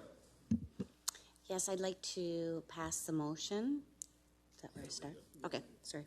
Whereas the current Chatham-Kent local boards and committees of council policy was approved by council on November 3rd, 2014, and whereas it is intended to be a fair and equitable process for the recruitment, selection, and appointment of citizen and councillor members to all local boards and committees of council.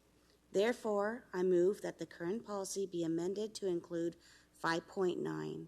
If a vacant committee or board council seat becomes available during a 4-year council term, all council members will be notified regarding expression of interest and or nomination of fellow councillor and nomination deadline.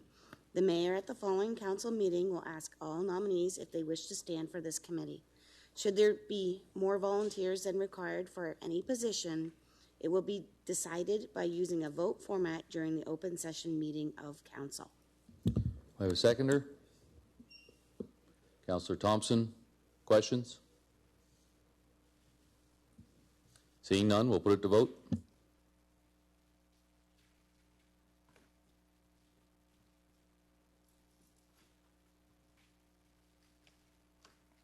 All votes are in. Motion passes 16-0.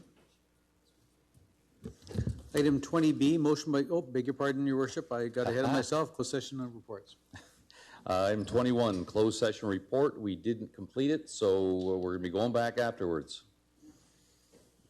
Okay, item 22, approval of communication items. I have a motion to accept. Councillor Oche, second by Councillor Crew. Councillor Kirkwood-White. Thank you, Your Worship. I just wanted to make a comment with regard to 2C and the comments from the students at Queenie. As one who has 2 grandchildren who graduated from Queenie, I was really impressed with the caliber of the responses that we got from these elementary students. Councillor Crew. Thank you, Mayor Caniff, and I want to speak to 2C as well. I was really taken back by the comments, and what struck me was I don't know the age of those children, but I felt like we came out of a priority setting session, and when I'm reading this, I'm like, holy cow, these kids are talking about what we are talking about, jobs, our community, things to do, and I just want to say, what a Queen Elizabeth, it's in my backyard as well, and I know a lot of those graduates, being some of my own, but it is second to none, I think. They really do a good job, and that's reflective in this report. Thank you for sending it. Just to add to that, there was other schools as well, and they were contributing. We've had a few sessions right here in council chambers, bringing classes to here. I'd love to expand that program, and looking to each and every one of you around the horseshoe to get involved with that. We'd love to touch base with every grade 7, 8 across Chatham-Kent and get them involved. One of the resonating things is in talking with them, they love the idea of being engaged and that they're being heard. So that's a program that will certainly be expanding out and hopefully touching every school in Chatham-Kent. Councillor C. McGregor?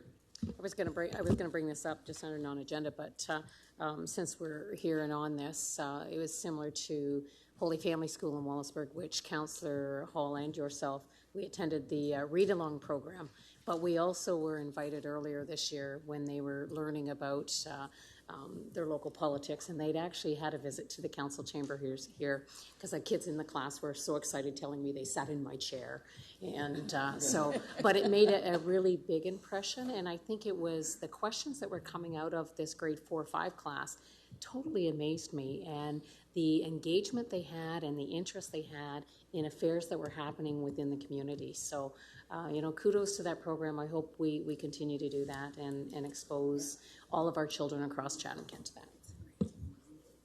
Okay, motion to accept the report. Okay, sorry, all in favor? Opposed? Carried. Non-agenda business items. Councillor Thompson. Thank you very much. Since I know everybody's just raring to get back into closed session, I have a petition here of about 120 homes. I have another 100 emails at home, and I had about 100 phone calls during the campaign. One of the things I ran on was expanding garbage pickup into some of the smaller, I hesitate to call them rural areas, but some of the smaller communities. I know each and every councillor has a community, like Charing Cross, for instance, Cedar Springs, outlying areas of Blenheim, as well as Riverview and Riverline, predominantly where the interest for my area comes from for rural garbage pickup. Our contract comes due, I believe, in 2021.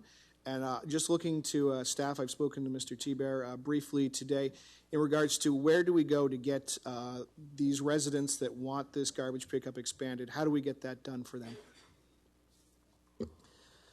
So thank you, Mayor Kenneth. So yes, you are correct. The current contract that we have with Waste Connection does expire in 2021.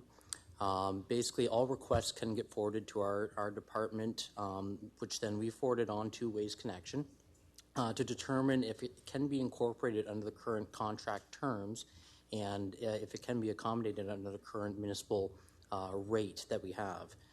If not, then basically it's recommended to be a private contract between Waste Connection and the residents. So if they are on an existing current route or close to an existing route that we have, and they have the capacity in the truck to accommodate the additional waste and loads, then there may be a way to incorporate them, or may be more favorable to incorporate them under the current contract per the actual municipal rate, which is area rated and obviously negotiated through our municipal rate. It's all based on the petition process as well, that you did highlight that you have a petition with you. But our petition process is found on our municipal website. Everyone's happy to visit that and get that information. Going forward, though, of course, we are happy to perform the proper outreach at the time of preparing for the next RFP and the next contract.